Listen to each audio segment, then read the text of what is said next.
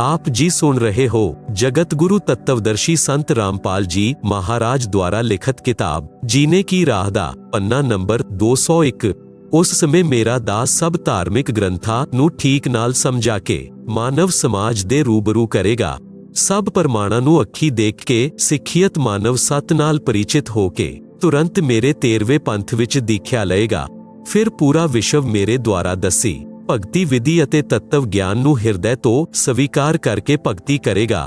उस समय पुनर सतयुग जिहा वातावरण होएगा। आपसी राग द्वेष चोरी जारी लुट ठगी कोई नहीं करेगा। कोई धन संग्रह नहीं करेगा। भगती नूं ज्यादा महत्व दिता जाएगा। जिवें उस समय उस व्यक्ति नूं महान मन्निया जा रहा होएगा। जिस दे कोल अधिक धन होएगा, वड्डा रोजगार होएगा, वड्डिया वड्डिया कोठियां बना रखिया होणगियां। परंतु 13वां पंथ दे आरंभ होण दे पिछों उन्हां व्यक्तियां नूं मूर्ख मन्निया जाएगा अते जो भगती करनगे आम मकान बना के रहणगे उन्हां नूं महान वड्डे अते सन्मानित व्यक्ति मन्निया जाएगा। प्रमाण दे लई पवित्र कबीर सागर दे अलग अलग अध्याय तो अमृत बाणी कबीर जी ते ज्योति निरंजन दी वार्ता अनुराग सागर दे पन्ना नंबर 62 तो धर्मराय यानी ज्योति निरंजन बचन धर्मरायस बिनती ठानी मैं सेवक दुते ना जानी ज्ञानी बिनती एक हमारा सो ना करहूं जैसे हो मोर बिगारा पुरुष दीन जस मोकहु राजू तुम भी देहो तो होवे मम काजू अब मैं बचन तुमरो मानी लीजो हंसा हम सो ज्ञानी पन्ना नंबर 63 तो अनुराग सागर दी बाणी दयावंत तुम साहेब दाता एतिक कृपा करो हो ताता पुरुष शाप मोकह दीना लख जीव नित ग्रासन कीना पन्ना नंबर 64 तो अनुराग सागर दी बाणी जो जवे सकल लोक तो वावै कैसे अक्षुदा मोर मिटावै जैसे पुरुष कृपा मोपे कीना पौ सागर का राज मोहे दीना तुम पी कृपा मो पर करहूं जो मांगे सो मोहे देहो बरहूं सतयुग त्रेता द्वापर माही तीनों युग जीव थोड़े जाही चौथा युग जब कलयुग आवे तब तूव शरण जीव बहु जावे पन्ना नंबर 65 तो अनुराग सागर दी बाणी ऊपर तो बाणी पंक्ति नंबर 3 तो प्रथम दूत मम प्रगटे जाई पीछे अंश तुम्हारा आई पन्ना नंबर 64 तो अनुराग सागर दी बाणी ऊपर तो बाणी पंक्ति नंबर 6 ऐसा बचन हर मोहे दीजै तब संसार गवन तुव कीजै जोगजीत बचन यानी ज्ञानी बचन पन्ना नंबर 64 तो अनुराग सागर दी बाणी ऊपर तो बाणी पंक्ति नंबर 7 अरे काल तुम परपंच पसारा तीनों युग जीवन दुख डारा। आप जी सुन रहे हो जगत गुरु तत्वदर्शी संत रामपाल जी महाराज द्वारा लिखित किताब जीने की राह दा पन्ना नंबर 202। बिनती तोरी लीन मैं जानी मोकहूं ठगा काल अभिमानी जस बिनती तू मोसन कीन ही सो अब बख्श तोहे दीन ही चौथा युग जब कलयुग आवे तब हम अपना अंश पठावे धर्मराय यानी काल बचन पन्ना नंबर 64 तो अनुराग सागर दी बाणी ऊपर तो बाणी पंक्ति नंबर 17 हे साहिब तुम पंथ चलाओ जीव उबार लोक ले जाओ पन्ना नंबर 66 तो अनुराग सागर दी बाणी विचों बाणी पंक्ति नंबर 8 9 16 21 संधि छाप यानी सार शब्द मोहे दिजे ज्ञानी जैसे देवोगे हंस सहदानी जो जन मोकून संधि यानी सार शब्द बतावे ताके निकट काल नहीं आवे कहे धर्मराय जाओ संसारा आनहु जीव नाम अदारा जो हंसा तुमरे गुण गावे ताही निकट हम नहीं जावे जो कोई लेह शरण तुम्हारी मम सिर पगदै होवे पारी हम तो तुम संग कीना टिठाई तात जान किन्ही लड़काई कोटिन अवगुण बालक कर ही पिता एक चित नहीं तरही जो पिता बालक को देह निकारी तब को रख्या करे हमारी सार नाम देखो जेहे साथा ताहे हंस में नीवाओ माथा ज्ञानी कबीर बचन अनुराग सागर दे पन्ना नंबर 68 जो तोहे देहु संधि बताई तो तू जीवन को हई हो दुखदाई तुम परपंच जान हम पावा काल चले नहीं तुम्हारा दावा धर्मराय तोहे प्रगट पाखा गुपत अंक बीरा हम राखा जो कोई लेई नाम हमारा ताही छोड़ तुम हो जाना न्यारा जो तुम मोर हंस को रोको पाई तो तुम काल रहन नहीं पाई धर्मराय यानी काल निरंजन बचन पन्ना नंबर 62 ते 63 तो अनुराग सागर दी बाणी बेशक जाओ ज्ञानी संसारा जीव ना मानै कहा तुम्हारा जीव ना मानै हमरी और होए बाद बखानै दृढ़ फंदा मैं रचा बनाई जामै सकल जीव उर्जाई वेद शास्त्र समृत गुण गाना पुत्र मेरे तीन परदाना तीनहु बहु बाजी रची राखा हमरी महिमा ज्ञान मुख पाखा देवल देव पाषाण पुजाई, तीर्थ व्रत जप तप मन लाई। पूजा विश्व देव आराधी, यह मति जीवों को राखा बांधी। जग यानी यज्ञ होम और नेम मचारा, और अनेक फंद में डारा। आप जी सुन रहे हो जगत गुरु तत्वदर्शी संत रामपाल जी महाराज द्वारा लिखित किताब जीने की राह दा, पन्ना नंबर 203। ज्ञानी यानी कबीर बचन, हमने कहा सुनो अनुआई, काटो फंद जीव लै जाई। जेते फंद तुम रचे विचारी, सत शब्द ते सबै विडारी। जौन जीव हम शब्द दृढ़ हावै, फंद तुम्हारा सकल मुक्तावै। जब ही जीव चिन्ही ज्ञान हमारा, तजही परम सब तोर पसारा। सतनाम जीवन समझावै, हंस उबार लोक लै जावै। पुरुष सुमरिन सार बीरा, नाम अविचल जनावहूँ। शीश तुम्हारे पांव दे के, हंस लोक पठावहूँ। ताके निकट काल नहीं आवे, संधि देख ताको सिर नावै। संधि यानी सतनाम जमा सारनाम। धर्मराय यानी काल बचन। पंथ एक तुम आप चलाऊ, जीवन को सतलोक लै जाऊ। दवा दश पंथ करूं मैं साजा, नाम तुम्हारा लै करूं आवाजा। दवा दश यम संसार पठाऊ, नाम कबीर लै पंथ चलाऊ। प्रथम दूत मेरे प्रगटै जाई, पीछे अंश तुम्हारा आई। जह विधि जीवन को परमाऊ, आपन नाम पुरुष का बताऊ। दवा दश पंथ नाम जो लहे, हमरे मुख में आन समही। ज्ञानी यानी कबीर बचन चौपाई, अध्याय सवसम वेद बोध, पन्ना नंबर 121। बाणी संख्या 55 तो 61 तक। अरे काल परपंच पसारा, तिन्नों युग जीवन दुख अदारा। बिनती तोरी लीन मैं मानी, मोह कहून ठगे काल अभिमानी। चौथा युग जब कलयुग आई, तब हम अपना अंश पठाई। काल फंद छूटे नर लोई, सकल सृष्टि परवानिक यानी दीक्षित होई। घर घर देखो बोध यानी ज्ञान, विचारा यानी चर्चा, सतनाम सब ठोर उचारा। 5505 तब ए बचन होएगा साचा। कलयुग बीत जाए जब एता, सब जीव परम पुरुष पद चेता। भाव अर्थ, बाणी संख्या 55 तो 61 तक।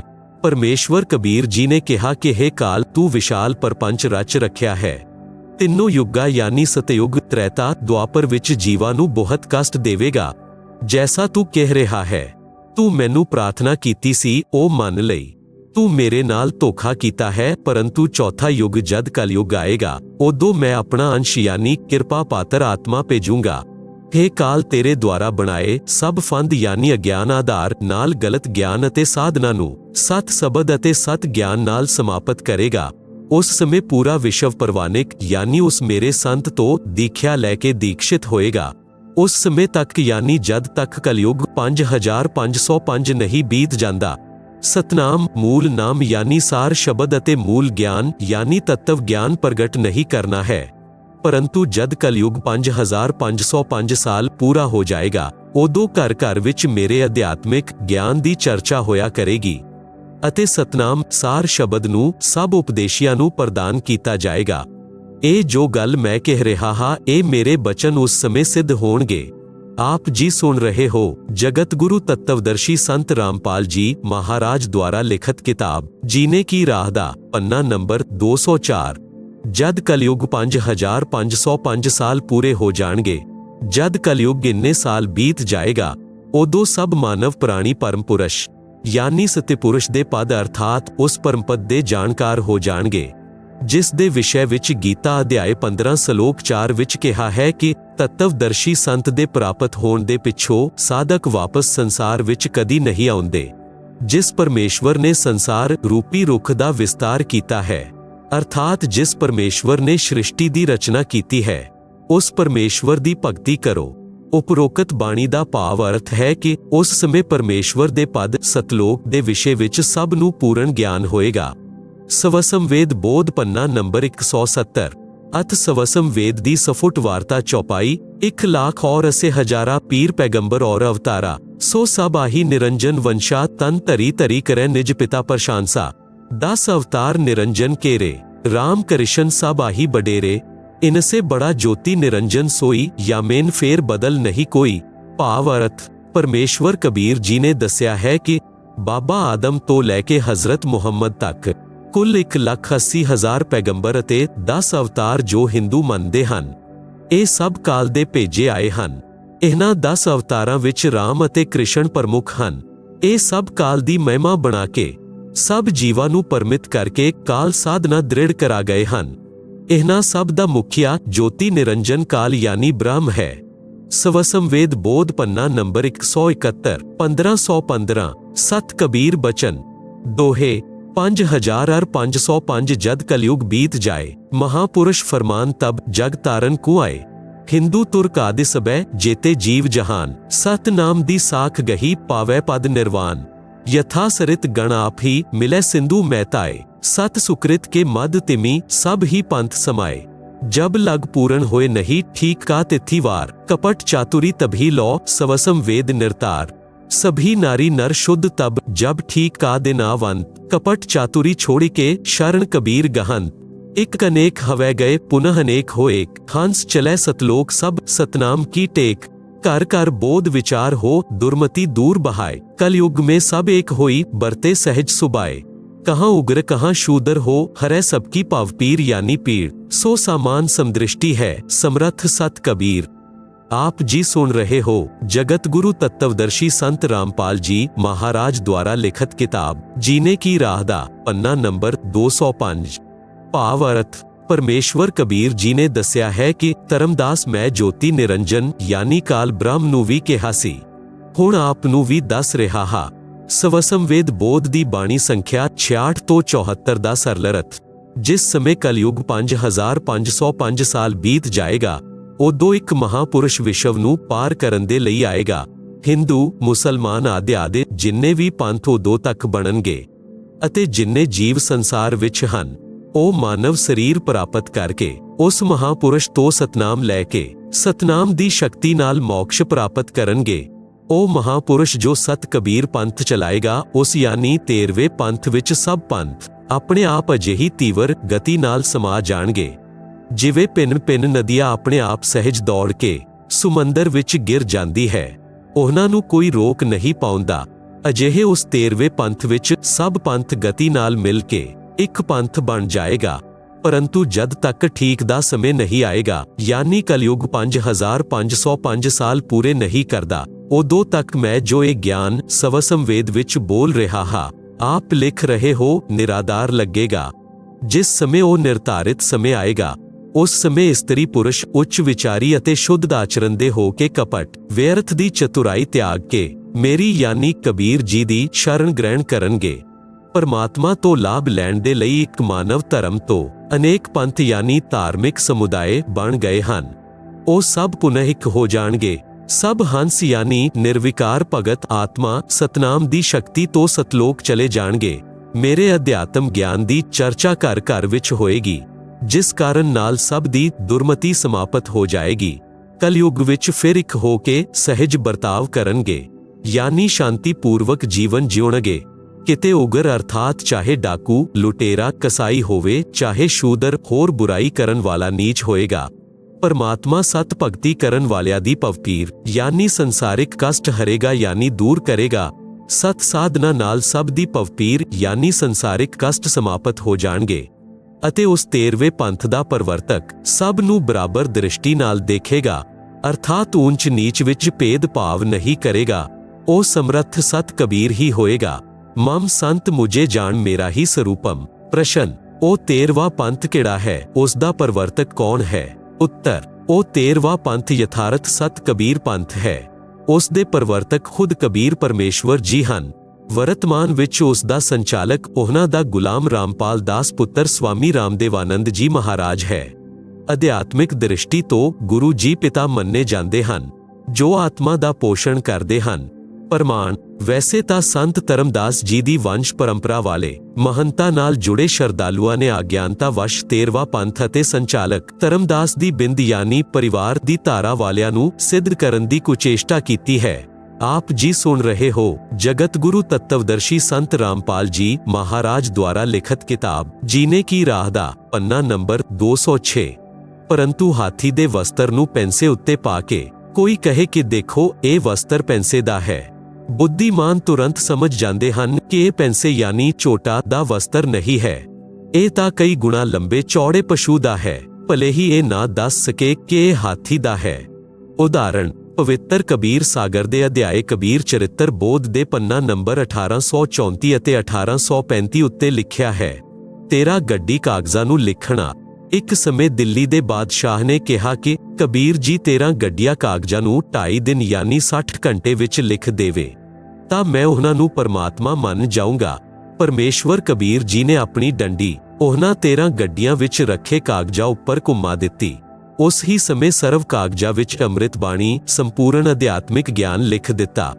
ਰਾਜਾ ਨੂੰ ਵਿਸ਼ਵਾਸ ਹੋ ਗਿਆ, ਪਰੰਤੂ ਆਪਣੇ ਧਰਮ ਦੇ ਵਿਅਕਤੀਆਂ ਯਾਨੀ ਮੁਸਲਮਾਨਾਂ ਦੇ ਦਬਾਅ ਵਿੱਚ ਉਹਨਾਂ ਸਾਰੇ ਗ੍ਰੰਥਾਂ ਨੂੰ ਦਿੱਲੀ ਵਿੱਚ ਜ਼ਮੀਨ ਵਿੱਚ ਗੱਡਵਾ ਦਿੱਤਾ। ਕਬੀਰ ਸਾਗਰ ਦੇ ਅਧਿਆਏ ਕਬੀਰ ਚਰਿੱਤਰ ਬੋਧ ਗ੍ਰੰਥ ਵਿੱਚ ਪੰਨਾ ਨੰਬਰ 1834 ਅਤੇ 1835 ਉੱਤੇ ਗਲਤ ਲੇਖਾ ਹੈ ਕਿ ਜਦੋਂ ਮੁਕਤਾਮਣੀ ਸਾਹਿਬ ਦਾ ਸਮੇਂ ਆਵੇਗਾ ਅਤੇ ਉਹਨਾਂ ਦਾ ਝੰਡਾ ਦਿੱਲੀ ਨਗਰੀ ਵਿੱਚ ਗੱਡੇਗਾ, ਉਦੋਂ ਉਹ ਸਮਸਤ ਪੁਸਤਕਾਂ ਪ੍ਰਿਥਵੀ ਚੋਂ ਕੱਢਿਆ ਜਾਣਗੀਆਂ। ਸੋ ਮੁਕਤਾਮਣੀ ਅਵਤਾਰ ਯਾਨੀ ਧਰਮਦਾਸ ਦੇ ਵੰਸ਼ ਦੀ 13ਵੀਂ ਪੀੜ੍ਹੀ ਵਾਲਾ ਹੋਏਗਾ। ਵਿਵੇਚਨ ਉੱਪਰ ਵਾਲੇ ਲੇਖ ਵਿੱਚ ਮਿਲਾਵਟ ਦਾ ਪ੍ਰਮਾਣ ਇਸ ਪ੍ਰਕਾਰ ਹੈ ਕਿ ਵਰਤਮਾਨ ਵਿੱਚ ਧਰਮਦਾਸ ਜੀ ਦੀ ਵੰਸ਼ ਗੱਦੀ ਦਾ ਮਾਖੇੜਾ ਜ਼ਿਲ੍ਹਾ ਰਾਏਗੜ੍ਹ ਪ੍ਰਾਂਤ ਛੱਤੀਸਗੜ੍ਹ ਵਿੱਚ ਹੈ। ਉਸ ਗੱਦੀ ਉੱਤੇ 14ਵੇਂ ਵੰਸ਼ ਗੁਰੂ ਸ੍ਰੀ ਪ੍ਰਕਾਸ਼ ਮੁਨੀ ਨਾਮ ਸਾਹਿਬ ਵਿਰਾਜਮਾਨ ਹੈ। 13ਵੇਂ ਵੰਸ਼ ਗੁਰੂ ਸ੍ਰੀ ਗਰਿੰਦ ਮੁਨੀ ਨਾਮ ਸਾਹਿਬ ਸਨ, ਜੋ ਵਰਤਮਾਨ ਸਨ 2013 ਤੋਂ 15 ਸਾਲ ਪੂਰਵ 1998 ਵਿੱਚ ਸਰੀਰ ਤਿਆਗ ਗਏ ਸਨ। ਜੇਕਰ 13ਵੀਂ ਗੱਦੀ ਵਾਲੇ ਵੰਸ਼ ਗੁਰੂ ਦੇ ਵਿਸ਼ੇ ਵਿੱਚ ਇਹ ਲੇਖਾ ਹੁੰਦਾ ਤਾਂ ਉਹ ਨਿਕਲਵਾ ਲੈਂਦੇ ਅਤੇ ਦਿੱਲੀ ਝੰਡਾ ਗੱਡਦੇ। ਅਜਿਹਾ ਨਹੀਂ ਹੋਇਆ ਤਾਂ ਉਹ 13ਵਾਂ ਪੰਥ ਧਰਮਦਾਸ ਜੀ ਦੀ ਵੰਸ਼ ਪਰੰਪਰਾ ਤੋਂ ਨਹੀਂ ਹੈ।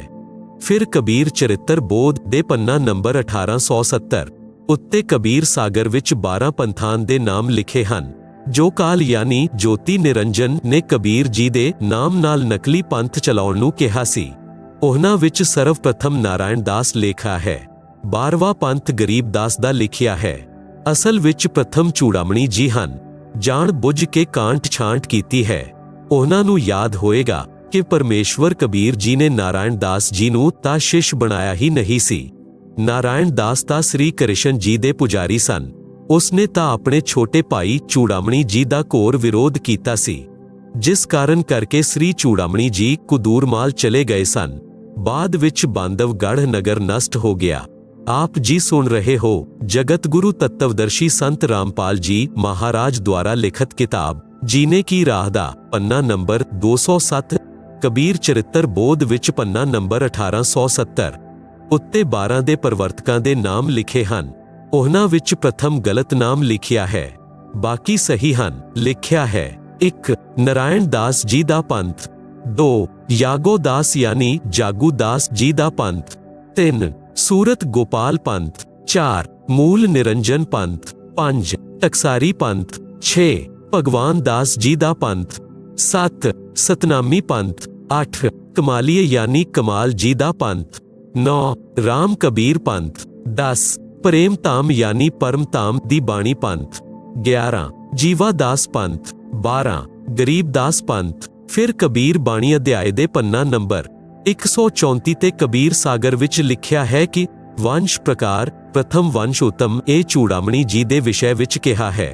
ਦੂਸਰੇ ਵੰਸ਼ ਅਹੰਕਾਰ ਇਹ ਯਾਗੋ ਜਾਨੀ ਜਾਗੂ ਦਾਸ ਜੀ ਦਾ ਪੰਥ ਹੈ। ਤੀਸਰੇ ਵੰਸ਼ ਪ੍ਰਚੰਡ ਇਹ ਸੂਰਤ ਗੋਪਾਲ ਜੀ ਦਾ ਪੰਥ ਹੈ। ਚੌਥੇ ਵੰਸ਼ ਬੀਰੇ ਇਹ ਮੂਲ ਨਿਰੰਜਨ ਪੰਥ ਹੈ। ਪੰਜਵੇਂ ਵੰਸ਼ ਨਿੰਦਰਾ ਇਹ ਟਕਸਾਰੀ ਪੰਥ ਹੈ। ਛਠੇ ਵੰਸ਼ ਉਦਾਸ ਇਹ ਭਗਵਾਨ ਦਾਸ ਜੀ ਦਾ ਪੰਥ ਹੈ। ਸੱਤਵੇਂ ਵੰਸ਼ ਗਿਆਨ ਚਤੁਰਾਈ ਇਹ ਸਤਨਾਮੀ ਪੰਥ ਹੈ।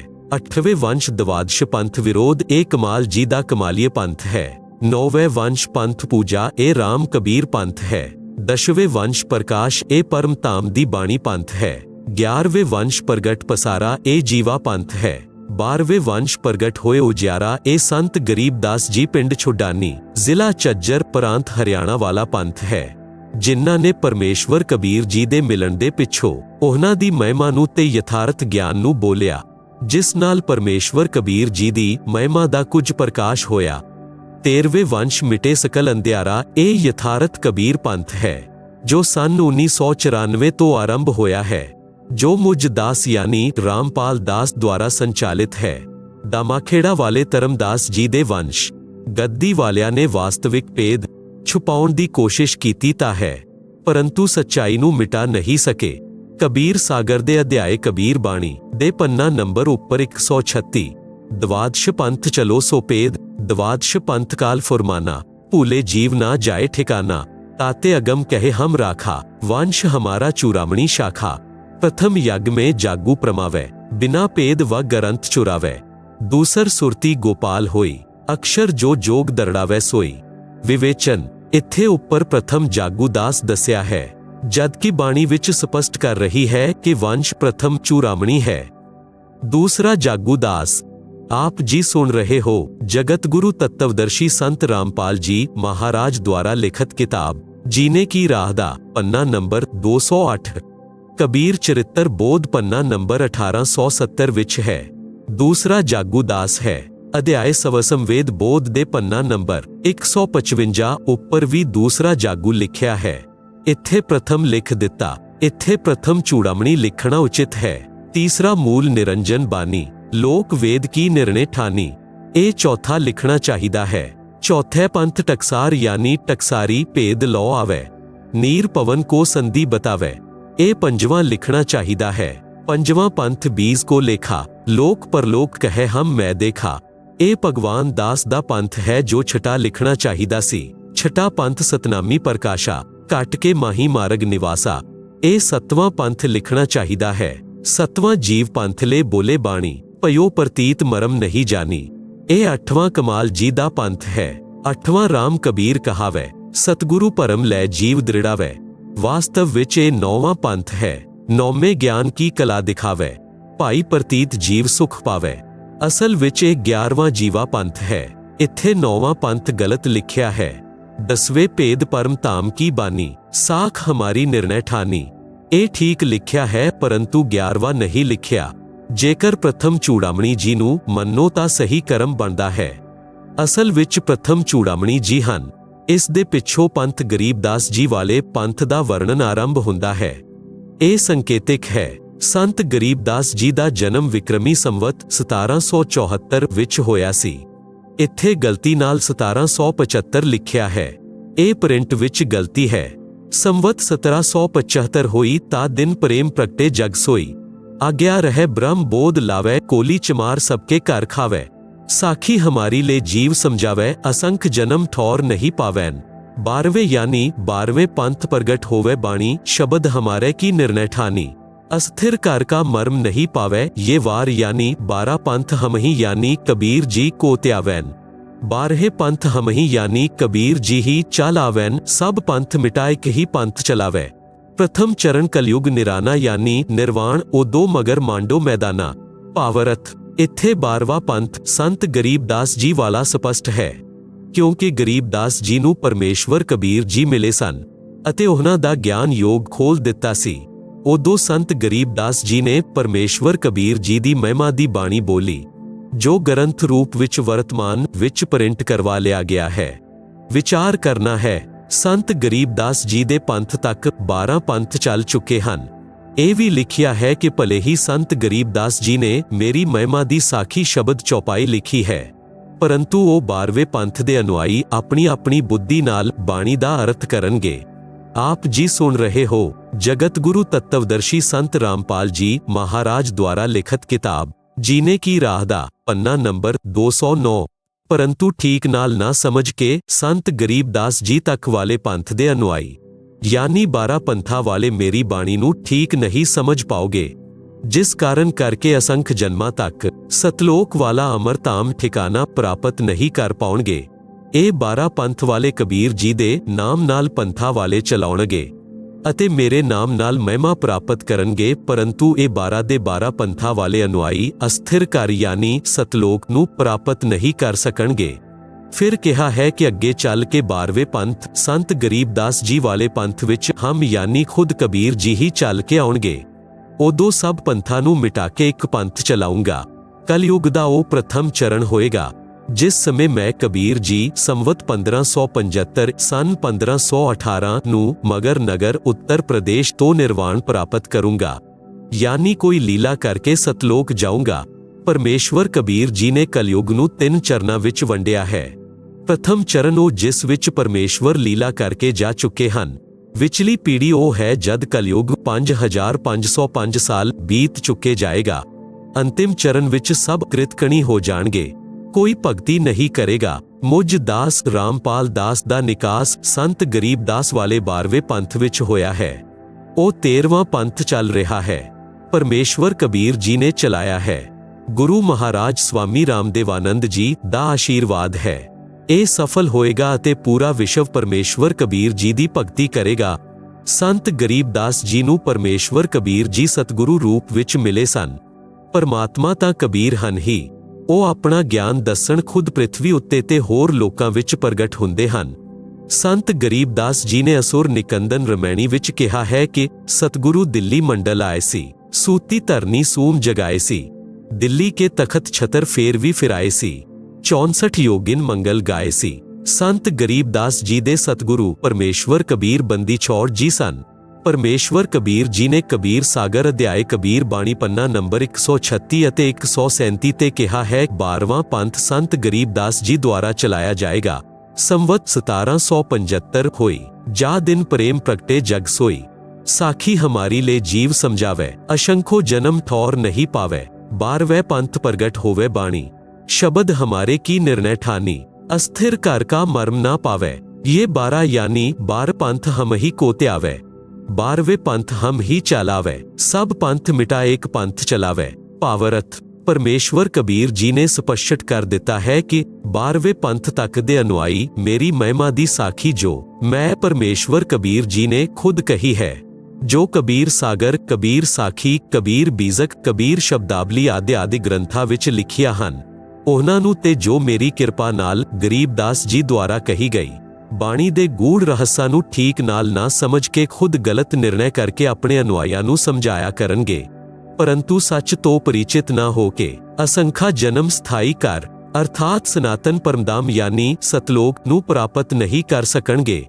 आप जी सुन रहे हो जगत गुरु तत्वदर्शी संत रामपाल जी महाराज द्वारा लिखित किताब जीने की राह दा पन्ना नंबर 210। फिर मैं परमेश्वर कबीर जी उस गरीब दास वाले पंथ विच आऊंगा जो कलयुग विच 5505 साल पूरे होण ते यथार्थ सत कबीर पंथ चलाया जाएगा। उस समय तत्व ज्ञान ते घर घर चर्चा चलेगी। तत्व ज्ञान नू समझ के सारे संसार दे मनुख मेरी भगती करनगे, सब वधिया आचरण वाले बन के शांतिपूर्वक ਰਿਹਾ ਕਰਨਗੇ।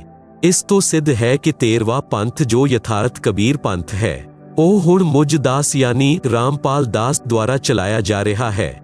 ਕਿਰਪਾ ਪਰਮੇਸ਼ਵਰ ਕਬੀਰ ਜੀ ਦੀ ਹੈ। ਜਦ ਪਰਮੇਸ਼ਵਰ ਕਬੀਰ ਜੀ ਤੋਂ ਤਾਦਰੀ ਸਥਾਨ ਉੱਤੇ ਬ੍ਰਾਹਮਣਾਂ ਦੇ ਭੰਡਾਰੇ ਵਿੱਚ ਝੋਟੇ ਤੋਂ ਵੇਦ ਮੰਤਰ ਬੁਲਵਾ ਸਕਦੇ ਹਨ ਤਾਂ ਉਹ ਖੁਦ ਵੀ ਬੋਲ ਸਕਦੇ ਸਨ। ਸਮਰੱਥ ਦੀ ਸਮਰੱਥਾ ਇਸ ਤੋਂ ਹੈ ਕਿ ਇਹ ਜਿਸ ਨੂੰ ਚਾਹੇ ਆਪਣੀ ਮਹਿਮਾ ਦਾ ਪਰਿਚੈ ਦਿਲਾ ਸਕਦੇ ਹਨ। ਸ਼ਾਇਦ ਇਸ ਲਈ ਪਰਮੇਸ਼ਵਰ ਕਬੀਰ ਜੀ ਨੇ ਆਪਣੀ ਕਿਰਪਾ ਮੁਝ ਦਾਸ ਯਾਨੀ ਰਾਮਪਾਲ ਦਾਸ ਤੋਂ ਇਹ 13ਵਾਂ ਪੰਥ ਚਲਵਾਇਆ ਹੈ। ਕਲਯੁਗ ਵਰਤਮਾਨ ਵਿੱਚ ਕਿੰਨਾ ਬੀਤ ਚੁੱਕਾ ਹੈ। ਹਿੰਦੂ ਧਰਮ ਵਿੱਚ ਆਦਿ ਸ਼ੰਕਰਾਚਾਰਿਆ ਜੀ ਦਾ ਵਿਸ਼ੇਸ਼ ਸਥਾਨ ਹੈ। ਦੂਸਰੇ ਸ਼ਬਦਾਂ ਵਿੱਚ ਕਹੀਏ ਤਾਂ ਹਿੰਦੂ ਧਰਮ ਦੇ ਸੰਰਕਸ਼ਕ ਅਤੇ ਸੰਜੀਵਨ ਦਾਤਾ ਵੀ ਆਦਿ ਸ਼ੰਕਰਾਚਾਰਿਆ ਹਨ। ਉਹਨਾਂ ਦੇ ਪਿੱਛੋਂ ਜੋ ਪ੍ਰਚਾਰ ਉਹਨਾਂ ਦੇ ਸ਼ਿਸ਼ਾਨ ਨੇ ਕੀਤਾ ਉਸ ਦੇ ਪਰਿਣਾਮ ਸਰੂਪ ਹਿੰਦੂ ਦੇਵਤਾਵਾਂ ਦੀ ਪੂਜਾ ਦੀ ਕ੍ਰਾਂਤੀ ਜਿਹੀ ਆਈ ਹੈ। ਉਹਨਾਂ ਦੇ ਇਸ਼ਟ ਦੇਵ ਸ੍ਰੀ ਸ਼ੰਕਰ ਭਗਵਾਨ ਹਨ। ਉਹਨਾਂ ਦੀ ਪੂਜਾ ਦੇਵੀ ਪਾਰਬਤੀ ਜੀ ਹਨ। ਇਸ ਦੇ ਨਾਲ ਸ੍ਰੀ ਵਿਸ਼ਨੂੰ ਜੀ ਅਤੇ ਹੋਰ ਦੇਵਤਾਵਾਂ ਦੇ ਪੁਜਾਰੀ ਹਨ। ਵਿਸ਼ੇਸ਼ਕਰ ਪੰਜ ਦੇਵ ਪੂਜਾ ਦਾ ਵਿਧਾਨ ਹੈ। 1 ਸ੍ਰੀ ਬ੍ਰਹਮਾ ਜੀ, 2 ਸ੍ਰੀ ਵਿਸ਼ਨੂੰ ਜੀ, 3 ਸ੍ਰੀ ਸ਼ੰਕਰ ਜੀ, 4 ਸ੍ਰੀ ਪਾਰਾਸਰ ਰਿਸ਼ੀ ਜੀ, 5 ਸ੍ਰੀ ਕ੍ਰਿਸ਼ਨ ਦੇਵਪਯਨ ਉਰਫ ਸ੍ਰੀ ਵੇਦ ਵਿਆਸ ਜੀ ਪੂਜਨੀਏ ਹਨ। ਪੁਸਤਕ ਜੀਵਨ ਆਦਿ ਸ਼ੰਕਰਾਚਾਰਿਆ ਵਿੱਚ ਲਿਖਿਆ ਹੈ ਕਿ ਆਦਿ ਸ਼ੰਕਰਾਚਾਰਿਆ ਜੀ ਦਾ ਜਨਮ 508 ਸਾਲ ਈਸ਼ਾ ਜੀ ਤੋਂ ਪੂਰਵ ਹੋਇਆ ਸੀ। ਫਿਰ ਪੁਸਤਕ ਹਿਮਾਲੇ ਤੀਰਥ ਵਿੱਚ ਭਵਿੱਖਬਾਣੀ ਦੀ ਸੀ ਜੋ ਆਦਿ ਸ਼ੰਕਰਾਚਾਰਿਆ ਜੀ ਦੇ ਜਨਮ ਤੋਂ ਪੂਰਵ ਦੀ ਹੈ। ਕਿਹਾ ਹੈ ਕਿ ਆਦਿ ਸ਼ੰਕਰਾਚਾਰਿਆ ਜੀ ਦਾ ਜਨਮ ਕਲਯੁਗ ਦੇ 3000 ਸਾਲ ਬੀਤ ਜਾਣ ਦੇ ਪਿੱਛੋਂ ਹੋਏਗਾ। ਹੁਣ ਗਣਿਤ ਦੀ ਰੀਤੀ ਤੋਂ ਜਾਂਚ ਕਰਕੇ ਦੇਖਦੇ ਹਾਂ ਵਰਤਮਾਨ ਵਿੱਚ ਯਾਨੀ 2012 ਵਿੱਚ ਕਲਯੁਗ ਕਿੰਨਾ ਬੀਤ ਚੁੱਕਾ ਹੈ। ਆਦਿ ਸ਼ੰਕਰਾਚਾਰਿਆ ਜੀ ਦਾ ਜਨਮ ਈਸਾ ਜੀ ਦੇ ਜਨਮ ਤੋਂ 508 ਸਾਲ ਪੂਰਵ ਹੋਇਆ। ਈਸ਼ਾ ਜੀ ਦੇ ਜਨਮ ਨੂੰ ਹੋ ਗਏ 2012 ਸਾਲ। ਸ਼ੰਕਰਾਚਾਰਿਆ ਜੀ ਨੂੰ ਕਿੰਨੇ ਸਾਲ ਹੋ ਗਏ? 2012 ਜਮਾ 508 ਬਰਾਬਰ 2520 ਸਾਲ। ਉੱਪਰ ਤੋਂ ਹਿਸਾਬ ਲਗਾਏ ਤਾਂ ਸ਼ੰਕਰਾਚਾਰਿਆ ਜੀ ਦਾ ਜਨਮ ਹੋਇਆ। ਕਲਯੁਗ 3000 ਸਾਲ ਬੀਤ ਜਾਣ ਉੱਤੇ ਕੁੱਲ ਵਰਸ਼ 2012 ਵਿੱਚ ਕਲਯੁਗ ਕਿੰਨਾ ਬੀਤ ਚੁੱਕਾ ਹੈ? 3000 ਜੋੜ ਦਾ ਨਿਸ਼ਾਨ 2520 ਬਰਾਬਰ 5520 ਸਾਲ। ਹੁਣ ਦੇਖਦੇ ਹਾਂ ਕਿ 5505 ਸਾਲ ਕਲਯੁਗ ਕਿਹੜੇ ਸੰਨ ਵਿੱਚ ਪੂਰਾ ਹੁੰਦਾ ਹੈ। 55205505 ਬਰਾਬਰ 15। 2012 ਤੋਂ ਪਹਿਲਾਂ 2012 ਤੋਂ 15 ਬਰਾਬਰ 1997 ਈਸਵੀ ਨੂੰ 5505 ਸਾਲ ਪੂਰਾ ਹੋ ਜਾਂਦਾ ਹੈ। ਸੰਵਤ ਦੇ ਹਿਸਾਬ ਤੋਂ ਸਵਦੇਸ਼ੀ ਸਾਲ ਫਾਗੁਣ ਮਹੀਨੇ ਯਾਨੀ ਫਰਵਰੀ ਮਾਰਚ ਵਿੱਚ ਪੂਰਾ ਹੋ ਜਾਂਦਾ ਹੈ।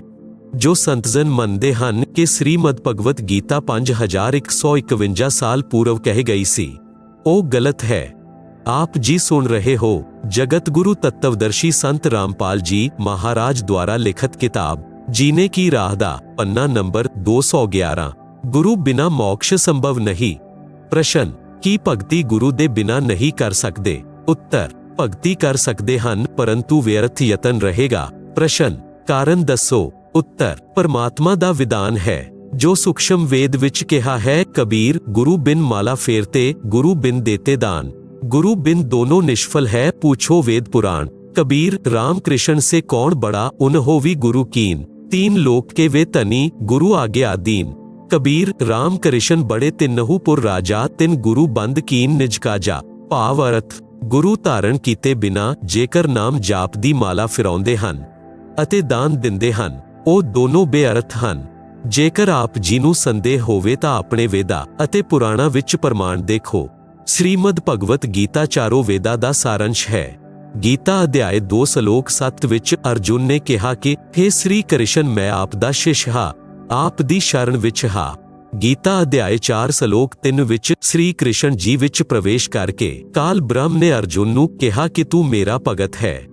ਪੁਰਾਣਾ ਵਿੱਚ ਪ੍ਰਮਾਣ ਹੈ ਕਿ ਸ੍ਰੀ ਰਾਮਚੰਦਰ ਜੀ ਨੇ ਰਿਸ਼ੀ ਵਸ਼ਿਸ਼ਠ ਜੀ ਤੋਂ ਨਾਮ ਦੀਖਿਆ ਲਈ ਸੀ। ਹੋਰ ਆਪਣੇ ਘਰ ਅਤੇ ਰਾਜ ਕਾਜ ਵਿੱਚ ਗੁਰੂ ਵਸ਼ਿਸ਼ਠ ਜੀ ਦੀ ਆਗਿਆ ਲੈ ਕੇ ਕਾਰਜ ਕਰਦੇ ਸਨ। ਸ੍ਰੀ ਕ੍ਰਿਸ਼ਨ ਜੀ ਨੇ ਰਿਸ਼ੀ ਸੰਦੀਪਨੀ ਜੀ ਤੋਂ ਅੱਖਰ ਗਿਆਨ ਪ੍ਰਾਪਤ ਕੀਤਾ ਅਤੇ ਸ੍ਰੀ ਕ੍ਰਿਸ਼ਨ ਜੀ ਦੇ ਅਧਿਆਤਮਿਕ ਗੁਰੂ ਸ੍ਰੀ ਦੁਰਵਾਸ਼ਾ ਰਿਸ਼ੀ ਜੀ ਸਨ।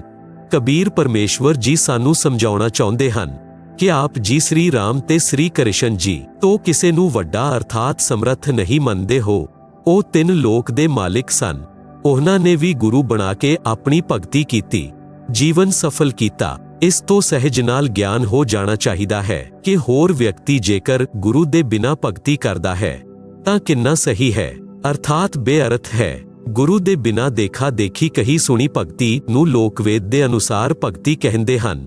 ਲੋਕਵੇਦ ਦਾ ਅਰਥ ਹੈ ਕਿਸੇ ਖੇਤਰ ਵਿੱਚ ਪ੍ਰਚਲਿਤ ਭਗਤੀ ਦਾ ਗਿਆਨ ਜੋ ਤੱਤਵ ਗਿਆਨ ਦੇ ਵਿਪਰੀਤ ਹੁੰਦਾ ਹੈ। ਲੋਕਵੇਦ ਦੇ ਆਧਾਰ ਤੇ ਇਹ ਦਾਸ ਯਾਨੀ ਸੰਤ ਰਾਮਪਾਲ ਦਾਸ ਸ੍ਰੀ ਹਨੂਮਾਨ ਜੀ, ਬਾਬਾ ਸ਼ਿਆਮ ਜੀ, ਸ੍ਰੀ ਰਾਮ, ਸ੍ਰੀ ਕ੍ਰਿਸ਼ਨ, ਸ੍ਰੀ ਸ਼ਿਵ ਜੀ ਤੇ ਦੇਵੀ ਦੇਵਤਿਆਂ ਦੀ ਭਗਤੀ ਕਰਦਾ ਸੀ। ਹਨੂਮਾਨ ਜੀ ਦੀ ਭਗਤੀ ਵਿੱਚ ਮੰਗਲਵਾਰ ਦਾ ਵਰਤ, ਬੂੰਦੀ ਦਾ ਪ੍ਰਸਾਦ ਵੰਡਣਾ, ਖੁਦ ਦੇਸ਼ੀ ਘੀ ਦਾ ਗਿੱਚ ਚੂਰਮਾ ਖਾਂਦਾ ਸੀ। ਬਾਬਾ ਹਨੂਮਾਨ ਨੂੰ ਡਾਲਡਾ ਬਨਸਪਤੀ ਘੀ ਨਾਲ ਬਣੀ ਬੂੰਦੀ ਦਾ ਭੋਗ ਲਗਾਉਂਦਾ ਸੀ। ਹਰੇ ਰਾਮ ਹਰੇ ਕ੍ਰਿਸ਼ਨ ਕ੍ਰਿਸ਼ਨ ਕ੍ਰਿਸ਼ਨ ਹਰੇ ਹਰੇ ਦਾ ਮੰਤਰ ਜਾਪ ਕਰਦਾ ਸੀ। ਕਿਸੇ ਨੇ ਦੱਸ ਦਿੱਤਾ ਕਿ ਓਮ ਨਾਮ ਸਭ ਸੇ ਬੜਾ ਹੈ, ਇਸ ਤੋਂ ਬੜਾ ਨਾ ਕੋਈ। ਓਮ ਨਾਮ ਕਾ ਜਾਪ ਕਰੇ ਤੋ ਸ਼ੁੱਧ ਆਤਮਾ ਹੋਏ। ਆਪ ਜੀ ਸੁਣ ਰਹੇ ਹੋ ਜਗਤ ਗੁਰੂ ਤੱਤਵਦਰਸ਼ੀ ਸੰਤ ਰਾਮਪਾਲ ਜੀ ਮਹਾਰਾਜ ਦੁਆਰਾ ਲਿਖਤ ਕਿਤਾਬ ਜੀਨੇ ਕੀ ਰਾਹ ਦਾ ਪੰਨਾ ਨੰਬਰ 212। ਇਸ ਕਾਰਨ ਤੋਂ ਓਮ ਨਾਮ ਦਾ ਜਾਪ ਸ਼ੁਰੂ ਕਰ ਦਿੱਤਾ। ਓਮ ਨਮੋ ਸ਼ਿਵਾਏ ਇਹ ਸ਼ਿਵ ਦਾ ਮੰਤਰ ਜਾਪ ਕਰਦਾ ਸੀ। ਓਮ ਨਮੋ ਭਗਵਤੇ ਵਾਸੁਦੇਵਾਏ ਨਮਿਹ ਇਹ ਵਿਸ਼ਨੂੰ ਜੀ ਦਾ ਜਾਪ ਕਰਦਾ ਸੀ। ਤੀਰਥਾਂ ਉੱਪਰ ਜਾਣਾ, ਦਾਨ ਕਰਨਾ, ਉੱਥੋਂ ਇਸ਼ਨਾਨ ਕਰਨਾ, ਇਹ ਵੀ ਲੋਕ ਵੇਦ ਦੇ ਆਧਾਰ ਨਾਲ ਕਰਨ ਜਾਂਦਾ ਸੀ। ਜਿਵੇਂ ਘਰ ਸੌਖ ਹੁੰਦੇ ਸਨ ਤਾਂ ਮੈਂ ਮੰਨਦਾ ਸੀ ਕਿ ਇਹ ਸਭ ਮੇਰੀ ਉਪਰੋਕਤ ਭਗਤੀ ਦੇ ਕਾਰਨ ਹੋ ਰਹੇ ਹਨ। ਜਿਵੇਂ ਕਲਾਸ ਵਿੱਚ ਪਾਸ ਹੋਣਾ, ਵਿਆਹ ਹੋਣਾ, ਪੁੱਤਰ ਤੇ ਪੁੱਤਰੀਆਂ ਦਾ ਜਨਮ ਹੋਣਾ, ਨੌਕਰੀ ਲੱਗਣਾ, ਇਹ ਸਭ ਸੁੱਖ ਉਪਰੋਕਤ ਸਾਧਨਾ ਨਾਲ ਹੀ ਮੰਨਦਾ ਸੀ। ਕਬੀਰ ਪਰਮੇਸ਼ਵਰ ਜੀ ਨੇ ਸੂਖਸ਼ਮ ਵੇਦ ਵਿੱਚ ਕਿਹਾ ਕਿ ਕਬੀਰ ਪੀਛੇ ਲਾਗਿਆ ਜਾਓ ਥਾ, ਮੈਂ ਲੋਕ ਵੇਦ ਕੇ ਸਾਥ, ਰਾਸਤੇ ਮੈਂ ਸਤਿਗੁਰੂ ਮਿਲੇ, ਦੀਪਕ ਦੇ ਦੀਨਾ ਹਾਥ। ਭਾਵ ਅਰਥ ਹੈ ਕਿ ਸਾਧਕ ਲੋਕ ਵੇਦ ਅਰਥਾਤ ਦੰਤ ਕਥਾ ਦੇ ਆਧਾਰ ਭਗਤੀ ਕਰ ਰਿਹਾ ਸੀ। ਉਸ ਸ਼ਾਸਤਰ ਵਿਰੁੱਧ ਸਾਧਨਾ ਦੇ ਮਾਰਗ ਉੱਪਰ ਚੱਲ ਰਿਹਾ ਸੀ। ਰਸਤੇ ਵਿੱਚ ਅਰਥਾਤ ਇੱਕ ਦਿਨ ਤੱਤਵਦਰਸ਼ੀ ਸੰਤ ਭਗਤੀ ਦੇ ਮਾਰਗ ਉੱਪਰ ਮਿਲ ਗਏ। ਉਹਨਾਂ ਨੇ ਸ਼ਾਸਤਰ ਵਿਧੀ ਅਨੁਸਾਰ ਸ਼ਾਸਤਰ ਪ੍ਰਮਾਣਿਤ ਸਾਧਨਾ ਰੂਪੀ ਦੀਪਕ ਦੇ ਦਿੱਤਾ। ਅਰਥਾਤ ਸਤ ਸ਼ਾਸਤਰ ਅਨੁਕੂਲ ਸਾਧਨਾ ਦਾ ਗਿਆਨ ਕਰਾਇਆ ਤਾਂ ਜੀਵਨ ਨਸ਼ਟ ਹੋਣ ਤੋਂ ਬਚ ਗਿਆ। ਸਤਿਗੁਰੂ ਦੁਆਰਾ ਦੱਸੇ ਤੱਤਵ ਗਿਆਨ ਦੀ ਰੋਸ਼ਨੀ ਵਿੱਚ ਪਤਾ ਚੱਲਿਆ ਕਿ ਮੈਂ ਗਲਤ ਭਗਤੀ ਕਰ ਰਿਹਾ ਸੀ। ਸ੍ਰੀ ਮਦ ਦੇਵੀ ਭਗਵਤ ਗੀਤਾ ਅਧਿਆਇ 16 ਸ਼ਲੋਕ 23 ਅਤੇ 24 ਵਿੱਚ ਕਿਹਾ ਹੈ ਕਿ ਸ਼ਾਸਤਰ ਵਿਧੀ ਨੂੰ ਤਿਆਗ ਕੇ ਜੋ ਸਾਧਕ ਮਨਮੁਖੀ ਆਚਰਣ ਕਰਦੇ ਹਨ ਉਹਨਾਂ ਨੂੰ ਨਾ ਤਾਂ ਸੁੱਖ ਹੁੰਦਾ ਹੈ, ਨਾ ਸਿੱਧੀ ਪ੍ਰਾਪਤ ਹੁੰਦੀ ਹੈ ਅਤੇ ਨਾ ਹੀ ਗਤੀ ਅਰਥਾਤ ਮੋਕਸ਼ ਦੀ ਪ੍ਰਾਪਤੀ ਹੁੰਦੀ ਹੈ, ਅਰਥਾਤ ਬੇਅਰਥ ਸਾਧਨਾ ਹੈ। ਫਿਰ ਗੀਤਾ ਅਧਿਆਇ 16 ਸ਼ਲੋਕ 24 ਵਿੱਚ ਕਿਹਾ ਹੈ ਕਿ ਅਰਜੁਨ, ਇਸ ਨਾਲ ਤੇਰੇ ਲਈ ਕਰਨਯੋਗ ਅਤੇ ਨਾ ਕਰਨਯੋਗ ਦੀ ਵਿਵਸਥਾ ਵਿੱਚ ਸ਼ਾਸਤਰ ਹੀ ਪ੍ਰਮਾਣ ਹਨ। ਜੋ ਉਪਰੋਕਤ ਸਾਧਨਾ ਇਹ ਦਾਸ ਯਾਨੀ ਸੰਤ ਰਾਮਪਾਲ ਦਾਸ ਕਰਦਾ ਸੀ ਅਤੇ ਪੂਰਾ ਹਿੰਦੂ ਸਮਾਜ ਕਰ ਰਿਹਾ ਹੈ, ਉਹ ਸਭ ਗੀਤਾ ਵੇਦਾਂ ਵਿੱਚ ਵਰਣਿਤ ਨਾ ਹੋਣ ਕਾਰਨ ਸ਼ਾਸਤਰ ਵਿਰੁੱਧ ਸਾਧਨਾ ਹੋਈ ਜੋ ਬੇਅਰਥ ਹੈ। ਕਬੀਰ, ਗੁਰੂ ਬਿਨ ਕਾਹੂ ਨਾ ਪਾਇਆ ਗਿਆਨਾ, ਜਿਉ ਥੋਥਾ ਪੁਸ ਛੜੇ ਮੂੜ ਕਿਸਾਨਾ। ਕਬੀਰ, ਗੁਰੂ ਬਿਨ ਵੇਦ ਪੜ੍ਹੇ ਜੋ ਪ੍ਰਾਣੀ, ਸਮਝੇ ਨਾ ਸਾਰ ਰਹੇ ਅਗਿਆਨੀ। ਇਸ ਲਈ ਗੁਰੂ ਜੀ ਤੋਂ ਵੇਦ ਸ਼ਾਸਤਰਾਂ ਦਾ ਗਿਆਨ ਪੜ੍ਹਨਾ ਚਾਹੀਦਾ ਹੈ, ਜਿਸ ਤੋਂ ਸਤ ਭਗਤੀ ਦੀ ਸ਼ਾਸਤਰ ਅਨੁਕੂਲ ਸਾਧਨਾ ਕਰਕੇ ਮਾਨਵ ਜੀਵਨ ਧਨ ਹੋ ਜਾਏ। ਪੂਰਨ ਗੁਰੂ ਦੀ ਬਚਨ ਦੀ ਸ਼ਕਤੀ ਨਾਲ ਭਗਤੀ ਹੁੰਦੀ ਹੈ। ਉਦਾਹਰਨ, ਗੁਰੂ ਜੀ ਤੋਂ ਦੀਖਿਆ ਲੈ ਕੇ ਭਗਤੀ ਕਰਨਾ ਲਾਭਦਾਇਕ ਹੈ। ਬਿਨਾਂ ਗੁਰੂ ਦੇ ਭਗਤੀ ਕਰਨ ਨਾਲ ਕੋਈ ਲਾਭ ਨਹੀਂ ਹੁੰਦਾ। ਉਦਾਹਰਨ, ਇੱਕ ਰਾਜਾ ਦੀ ਰਾਣੀ ਬਹੁਤ ਧਾਰਮਿਕ ਸੀ। ਉਸਨੇ ਪਰਮੇਸ਼ਵਰ ਕਬੀਰ ਜੀ ਤੋਂ ਗੁਰ ਦੀਖਿਆ ਲੈ ਰੱਖੀ ਸੀ। ਉਹ ਪ੍ਰਤੀਦਿਨ ਗੁਰੂ ਦਰਸ਼ਨ ਦੇ ਲਈ ਜਾਇਆ ਕਰਦੀ ਸੀ। ਰਾਜਾ ਨੂੰ ਇਹ ਚੰਗਾ ਨਹੀਂ ਲੱਗਦਾ ਸੀ, ਪਰੰਤੂ ਉਹ ਆਪਣੀ ਪਤਨੀ ਨੂੰ ਉੱਥੇ ਜਾਣ ਤੋਂ ਰੋਕ ਨਹੀਂ ਪਾ ਰਿਹਾ ਸੀ। ਆਪ ਜੀ ਸੁਣ ਰਹੇ ਹੋ ਜਗਤ ਗੁਰੂ ਤੱਤਵਦਰਸ਼ੀ ਸੰਤ ਰਾਮਪਾਲ ਜੀ ਮਹਾਰਾਜ ਦੁਆਰਾ ਲਿਖਤ ਕਿਤਾਬ ਜੀਨੇ ਕੀ ਰਾਹ ਦਾ ਪੰਨਾ ਨੰਬਰ 213। ਕਾਰਨ ਇੱਕ ਤਾਂ ਉਹ ਉਸ ਵੱਡੇ ਸ਼ਕਤੀਸ਼ਾਲੀ ਰਾਜਾ ਦੀ ਲੜਕੀ ਸੀ, ਦੂਸਰੇ ਉਹ ਆਪਣੀ ਪਤਨੀ ਨੂੰ ਪ੍ਰਸੰਨ ਦੇਖਣਾ ਚਾਹੁੰਦਾ ਸੀ। ਇੱਕ ਦਿਨ ਰਾਜਾ ਨੇ ਆਪਣੀ ਪਤਨੀ ਨੂੰ ਕਿਹਾ ਕਿ ਆਪ ਨਾਰਾਜ਼ ਨਾ ਹੋਵੋ ਤਾਂ ਇੱਕ ਗੱਲ ਕਹਾਂ। ਰਾਣੀ ਨੇ ਕਿਹਾ ਕਹੋ। ਰਾਜਾ ਨੇ ਕਿਹਾ ਕਿ ਆਪ ਆਪਣੇ ਗੁਰੂ ਦੇ ਕੋਲ ਜਾਂਦੀ ਹੋ, ਭਗਤੀ ਤਾਂ ਗੁਰੂ ਦੇ ਬਿਨਾਂ ਵੀ ਹੋ ਸਕਦੀ ਹੈ। ਰਾਣੀ ਨੇ ਕਿਹਾ ਕਿ ਗੁਰੂ ਜੀ ਨੇ ਦੱਸਿਆ ਹੈ ਕਿ ਗੁਰੂ ਦੇ ਬਿਨਾਂ ਭਗਤੀ ਕਰਨਾ ਬੇਅਰਥ ਹੈ। ਰਾਜਾ ਨੇ ਕਿਹਾ ਕਿ ਮੈਂ ਤੇਰੇ ਨਾਲ ਕੱਲ ਤੇਰੇ ਗੁਰੂ ਜੀ ਨੂੰ ਮਿਲਾਂਗਾ, ਉਹਨਾਂ ਨਾਲ ਇਹ ਗੱਲ ਸਪਸ਼ਟ ਕਰਾਂਗਾ। ਰਾਜਾ ਨੇ ਸੰਤ ਜੀ ਨੂੰ ਪ੍ਰਸ਼ਨ ਕੀਤਾ ਕਿ ਆਪ ਜਨਤਾ ਨੂੰ ਮੂਰਖ ਬਣਾ ਰਹੇ ਹੋ ਕਿ ਗੁਰੂ ਬਿਨਾਂ ਭਗਤੀ ਨਹੀਂ ਹੁੰਦੀ। ਕਿਉਂ ਨਹੀਂ ਹੁੰਦੀ ਭਗਤੀ ਸਫਲ? ਨਾਮ ਮੰਤਰ ਜਾਪ ਹੁੰਦੇ ਹਨ, ਇੱਕ ਦੂਸਰੇ ਤੋਂ ਪੁੱਛ ਕੇ ਜਾਪ ਕਰ ਲਵੇ ਬਹੁਤ ਹੈ। ਸੰਤ ਨੇ ਕਿਹਾ ਰਾਜਨ, ਆਪ ਦੀ ਗੱਲ ਵਿੱਚ ਦਮ ਹੈ, ਮੈਂ ਆਪ ਦੇ ਰਾਜ ਦਰਬਾਰ ਵਿੱਚ ਆਵਾਂਗਾ, ਉੱਥੇ ਇਸ ਗੱਲ ਦਾ ਉੱਤਰ ਦੇਵਾਂਗਾ। ਨਿਸ਼ਚਿਤ ਦਿਨ ਨੂੰ ਸੰਤ ਜੀ ਰਾਜਾ ਦੇ ਦਰਬਾਰ ਵਿੱਚ ਗਏ। ਰਾਜਾ ਸਿੰਘਾਸਣ ਉੱਤੇ ਵਿਰਾਜਮਾਨ ਸੀ, ਆਸ-ਪਾਸ ਸਿਪਾਹੀ ਖੜੇ ਸਨ। ਸੰਤ ਦੇ ਬੈਠਣ ਦੇ ਲਈ ਅਲੱਗ ਤੋਂ ਕੁਰਸੀ ਰੱਖੀ ਸੀ। ਸੰਤ ਨੇ ਜਾਂਦੇ ਹੀ ਆਸ-ਪਾਸ ਖੜੇ ਸਿਪਾਹੀਆਂ ਤੋਂ ਰਾਜਾ ਦੀ ਤਰਫ ਹੱਥ ਕਰਕੇ ਕਿਹਾ ਕਿ ਇਸ ਨੂੰ ਗ੍ਰਿਫਤਾਰ ਕਰ ਲਓ। ਸਿਪਾਹੀ ਟਸ ਤੋਂ ਮਸ ਨਹੀਂ ਹੋਏ। ਸੰਤ ਨੇ ਲਗਾਤਾਰ 3 ਵਾਰ ਇਹ ਵਾਕ ਆਦੇਸ਼ ਦੁਹਰਾਇਆ ਕਿ ਇਸ ਨੂੰ ਗ੍ਰਿਫਤਾਰ ਕਰ ਲਓ, ਪਰੰਤੂ ਰਾਜਾ ਨੂੰ ਸਿਪਾਹੀਆਂ ਨੇ ਗ੍ਰਿਫਤਾਰ ਨਹੀਂ ਕੀਤਾ। ਰਾਜਾ ਨੂੰ ਸੰਤ ਉੱਤੇ ਕ੍ਰੋਧ ਆਇਆ ਕਿ ਇਹ ਕੰਬਖਤ ਮੇਰੀ ਪਤਨੀ ਨੂੰ ਇਸ ਲਈ ਬਹਿਕਾ ਰਿਹਾ ਸੀ ਕਿ ਇਸ ਦੇ ਰਾਜ ਨੂੰ ਪ੍ਰਾਪਤ ਕਰ ਲਵਾਂ। ਰਾਜਾ ਨੇ ਇੱਕ ਵਾਰ ਕਿਹਾ ਕਿ ਸਿਪਾਹੀਓ ਇਸ ਨੂੰ ਗ੍ਰਿਫਤਾਰ ਕਰ ਲਵੋ। ਰਾਜਾ ਦੇ ਹੱਥ ਦਾ ਸੰਤ ਦੇ ਵੱਲ ਸੰਕੇਤ ਸੀ। ਉਸ ਹੀ ਸਮੇਂ ਸਿਪਾਹੀਆਂ ਨੇ ਸੰਤ ਨੂੰ ਗ੍ਰਿਫਤਾਰ ਕਰ ਲਿਆ। ਸੰਤ ਨੇ ਕਿਹਾ ਕਿ हे ਰਾਜਨ, ਆਪ ਘਰ ਬੁਲਾ ਕੇ ਸੰਤ ਦਾ ਅਨਾਦਰ ਕਰ ਰਹੇ ਹੋ, ਇਹ ਚੰਗੀ ਗੱਲ ਨਹੀਂ। ਰਾਜਾ ਨੇ ਕਿਹਾ ਕਿ ਆਪ ਇਹ ਕੀ ਬਕਵਾਸ ਕਰ ਰਹੇ ਸੀ, ਮੈਨੂੰ ਗ੍ਰਿਫਤਾਰ ਕਰਨ ਦਾ ਆਦੇਸ਼ ਦੇ ਰਹੇ ਸੀ। ਸੰਤ ਨੇ ਕਿਹਾ ਮੈਂ ਆਪ ਦੇ ਉਸ ਪ੍ਰਸ਼ਨ ਦਾ ਉੱਤਰ ਦੇ ਰਿਹਾ ਸੀ ਕਿ ਗੁਰੂ ਤੋਂ ਦੀਖਿਆ ਲੈ ਕੇ ਭਗਤੀ ਕਰਨਾ ਕਿਉਂ ਲਾਭਦਾਇਕ ਹੈ। ਮੈਨੂੰ ਛੁਡਵਾਓ ਤਾਂ ਮੈਂ ਆਪ ਨੂੰ ਉੱਤਰ ਦੇਵਾਂ। ਰਾਜਾ ਨੇ ਸਿਪਾਹੀਆਂ ਨੂੰ ਕਿਹਾ ਕਿ ਛੱਡ ਦਿਓ। ਸਿਪਾਹੀਆਂ ਨੇ ਸੰਤ ਨੂੰ ਛੱਡ ਦਿੱਤਾ। ਸੰਤ ਨੇ ਕਿਹਾ ਕਿ हे ਰਾਜਾ ਜੀ, ਮੈਂ ਇਹੋ ਵਾਕ ਕਿਹਾ ਸੀ, ਇਸ ਨੂੰ ਗ੍ਰਿਫਤਾਰ ਕਰ ਲਵੋ। ਸਿਪਾਹੀ ਟਸ ਤੋਂ ਮਸ ਨਹੀਂ ਹੋਏ। ਆਪ ਜੀ ਨੇ ਵੀ ਇਹੋ ਵਾਕ ਕਿਹਾ ਸੀ ਕਿ ਤੁਰੰਤ ਸਿਪਾਹੀਆਂ ਨੇ ਮੈਨੂੰ ਗ੍ਰਿਫਤਾਰ ਕਰ ਲਿਆ। ਆਪ ਦੇ ਬਚਨ ਵਿੱਚ ਰਾਜ ਸ਼ਕਤੀ ਹੈ, ਮੇਰੇ ਬਚਨ ਵਿੱਚ ਅਧਿਆਤਮਿਕ ਸ਼ਕਤੀ ਹੈ। ਆਪ ਉਸ ਹੀ ਨਾਮ ਜਾਪ ਦੇ ਲਈ ਕਿਸੇ ਨੂੰ ਭਗਤੀ ਦੇ ਲਈ ਕਹੋਗੇ ਤਾਂ ਉਹ ਮੰਤਰ ਕੋਈ ਕਾਰਜ ਨਹੀਂ ਕਰੇਗਾ। ਮੈਂ ਇਹੋ ਨਾਮ ਜਾਪ ਕਰਨ ਨੂੰ ਕਹੂੰਗਾ, ਉਹ ਤੁਰੰਤ ਪ੍ਰਭਾਵ ਨਾਲ ਕਿਰਿਆਵਾਨ ਹੋਏਗਾ। ਇਸ ਲਈ ਪੂਰਨ ਸੰਤ ਤੋਂ ਦੀਖਿਆ ਲੈਣ ਨਾਲ ਸਾਧਕ ਵਿੱਚ ਤੁਰੰਤ ਅਧਿਆਤਮਿਕ ਪ੍ਰਕਿਰਿਆ ਆਰੰਭ ਹੋ ਜਾਂਦੀ ਹੈ। ਉਸ ਦੀ ਆਤਮਾ ਵਿੱਚ ਭਗਤੀ ਬੀਜ ਪੁੰਗਰ ਆਉਂਦਾ ਹੈ। आप जी सुन रहे हो जगत गुरु तत्वदर्शी संत रामपाल जी महाराज द्वारा लिखित किताब जीने की राह दा पन्ना नंबर 214। सूक्ष्म वेद विच कहा है कि सतगुरु पशु मनुष्य कर डारे सिद्धि दे कर ब्रह्म विचारे। भावरथ सतगुरु पहला मनुख नूं सत्संग सुना के नेक इंसान बनाउंदे हन, सब बुराइयां नूं छडवाउंदे हन। फिर अपनी भगती दी सिद्धि अर्थात शक्ति शिष दे अंतेकरण विच शब्द नाल प्रवेश करके ब्रह्म अर्थात परमात्मा दी साधना करन दे विचार प्रबल करदे हन, जिस नाल साधक दी रुचि भगती विच दिनों दिन वधदी है। फिर वो देवता बन जांदा है। सूक्ष्म वेद विच कहा है कि कबीर बलिहारी गुरु आपना घड़ी घड़ी 100 वार मनुष्य से देवता किया करतना लाई वार। इसलिए कहा है कि कबीर गुरु बिन माला फेरते गुरु बिन देते दान, गुरु बिन दोनों निष्फल है चाहे पुछो वेद पुराण। योग यज्ञ तप दान करावे गुरु विमुख फल कदी नहीं पावे। भाव अर्थ गुरु बिना नाम जाप दी माला फिराउंदे हन जां दान दिंदे हन, ओ बेअर्थ है। ਇਹ वेदां ते पुराणां विच भी प्रमाण है। फिर अंतिम चौपाई दा भाव अर्थ है कि जेकर दीख्या लैके फिर गुरु नूं छड्ड के उहनां मंत्रां दा जाप करदा रहे ते यज्ञ हवन दान भी करदा रहे, ਉਹ बेअर्थ है, उस नूं कोई लाभ नहीं होएगा।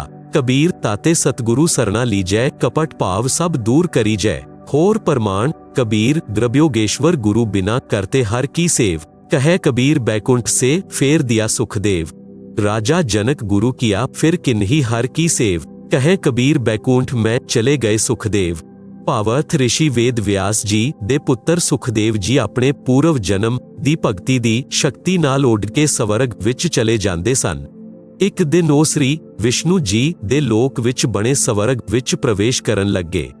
उत्थे कर्मचारियां ने ऋषि सुखदेव जी तो स्वर्ग द्वार ते पुछया कि ऋषि जी अपने पूजनीय गुरु जी दा नाम दसो। सुखदेव जी ने कहा कि गुरु दी की जरूरत है, होर गुरु धारण करके आए हन, मेरे विच खुद इन्नी शक्ति है कि मैं बिना गुरु दे आ गया हां। द्वारपाला ने दस्या ऋषि जी ये आप दी पूर्व जन्म विच संग्रह कीती हुई भगती दी शक्ति है। जेकर फिर तो गुरु धारण करके भगती नहीं करोगे ता पूर्व दी भगती कुछ दिन ही चलेगी, आप दा मानव जीवन नष्ट हो जाएगा। उदाहरण दे लई वर्तमान विच इन्वर्टर दी बैटरी नूं चार्जर लगा के चार्ज कर रखिया है। जेकर चार्जर हटा दिता जावे तां भी इन्वर्टर अपना कार्ज करदा रहेगा, क्योंकि उस विच ऊर्जा संग्रह हो चुकी है। कुछ समा पिछों वो सब काम करना छड्ड दिंदा है। ना ट्यूब जगेगी ना पक्खा चलेगा, उसनूं दे लई चार्जर चाहिदा है। चार्जर गुरु जानो बिजली परमेश्वर जानो। आप जी सुन रहे हो जगत गुरु तत्वदर्शी संत रामपाल जी महाराज द्वारा लिखित किताब जीने की राह दा पन्ना नंबर 215। ऋषि सुखदेव नूं अपनी सिद्धि दा अभिमान सी, ਉਹ नहीं मन्निया। गल भगवान विष्णु जी तक पहुंच गई। श्री विष्णु जी ने भी ਇਹ गल कही कि ऋषि जी पहला आप गुरु बनाओ फिर इत्थे आओ। सुखदेव जी ने कहा भगवान पृथ्वी लोक उपर मेरे बराबर कोई नहीं है, ना कोई ढंग दा गुरु है, किरपा आप ही दसो कि मैं किस नूं गुरु बनावां। श्री विष्णु जी ने दस्या कि आप राजा जनक नूं गुरु बनाओ। ਇਹ कह के श्री विष्णु जी अपने महल चले गए। सुखदेव ऋषि वापस पृथ्वी उपर आए। राजा जनक तो दीख्या लैके उहनां दे दस्से भगती मंत्रां दा जाप कीता। फिर ऋषि सुखदेव जी नूं स्वर्ग विच रहण दिता। इस लई गुरु बना के भगती करन नाल ही सफलता संभव है। बिना गुरु भगती दान आदि करना बेअर्थ है। गुरु पूरा हो झूठे गुरु तो कोई लाभ नहीं हुंदा। प्रश्न पूरे गुरु दी की पहचान है। ਅਸੀਂ ਤਾਂ ਜਿਸ ਵੀ ਸੰਤ ਤੋਂ ਗਿਆਨ ਸੁਣਦੇ ਹਾਂ ਉਹ ਪੂਰਨ ਸਤਿਗੁਰੂ ਲੱਗਦਾ ਹੈ। ਉੱਤਰ ਸੂਖਸ਼ਮ ਵੇਦ ਵਿੱਚ ਗੁਰੂ ਦੇ ਲੱਛਣ ਹਨ ਗਰੀਬ, ਸਤਿਗੁਰੂ ਦੇ ਲੱਛਣ ਕਹੋ ਮਧੂਰੇ ਬੈਣ ਵਿਨੋਦ। 4 ਵੇਦ 6 ਸ਼ਾਸਤਰ ਕਹੇ 18 ਬੋਧ। ਸੰਤ ਗਰੀਬਦਾਸ ਜੀ ਪਿੰਡ ਛੁੜਾਨੀ ਜ਼ਿਲ੍ਹਾ ਝੱਜਰ ਹਰਿਆਣਾ ਨੂੰ ਪਰਮੇਸ਼ਵਰ ਕਬੀਰ ਜੀ ਮਿਲੇ ਸਨ। ਉਹਨਾਂ ਦੀ ਆਤਮਾ ਨੂੰ ਉੱਪਰ ਆਪਣੇ ਸਤਲੋਕ ਸਨਾਤਨ ਪਰਮ ਧਾਮ ਵਿੱਚ ਲੈ ਕੇ ਗਏ ਸਨ। ਉੱਪਰ ਦੇ ਸਰਵ ਲੋਕਾਂ ਦਾ ਨਿਰੀਖਣ ਕਰਾ ਕੇ ਵਾਪਸ ਪ੍ਰਿਥਵੀ ਉੱਪਰ ਛੱਡਿਆ ਸੀ। ਉਹਨਾਂ ਨੂੰ ਸੰਪੂਰਨ ਅਧਿਆਤਮ ਗਿਆਨ ਦੱਸਿਆ ਸੀ। ਉਸ ਦੇ ਆਧਾਰ ਤੇ ਸੰਤ ਗਰੀਬਦਾਸ ਜੀ ਨੇ ਗੁਰੂ ਦੀ ਪਹਿਚਾਣ ਦੱਸੀ ਹੈ ਕਿ ਜੋ ਸੱਚਾ ਗੁਰੂ ਅਰਥਾਤ ਸਤਿਗੁਰੂ ਹੋਏਗਾ ਉਹ ਅਜਿਹਾ ਗਿਆਨ ਦੱਸਦਾ ਹੈ ਕਿ ਉਸ ਦੇ ਬਚਨ ਆਤਮਾ ਨੂੰ ਆਨੰਦਿਤ ਕਰ ਦਿੰਦੇ ਹਨ, ਬਹੁਤ ਮధుਰ ਲੱਗਦੇ ਹਨ ਕਿਉਂਕਿ ਉਹ ਸਤ ਉੱਤੇ ਆਧਾਰਿਤ ਹੁੰਦੇ ਹਨ।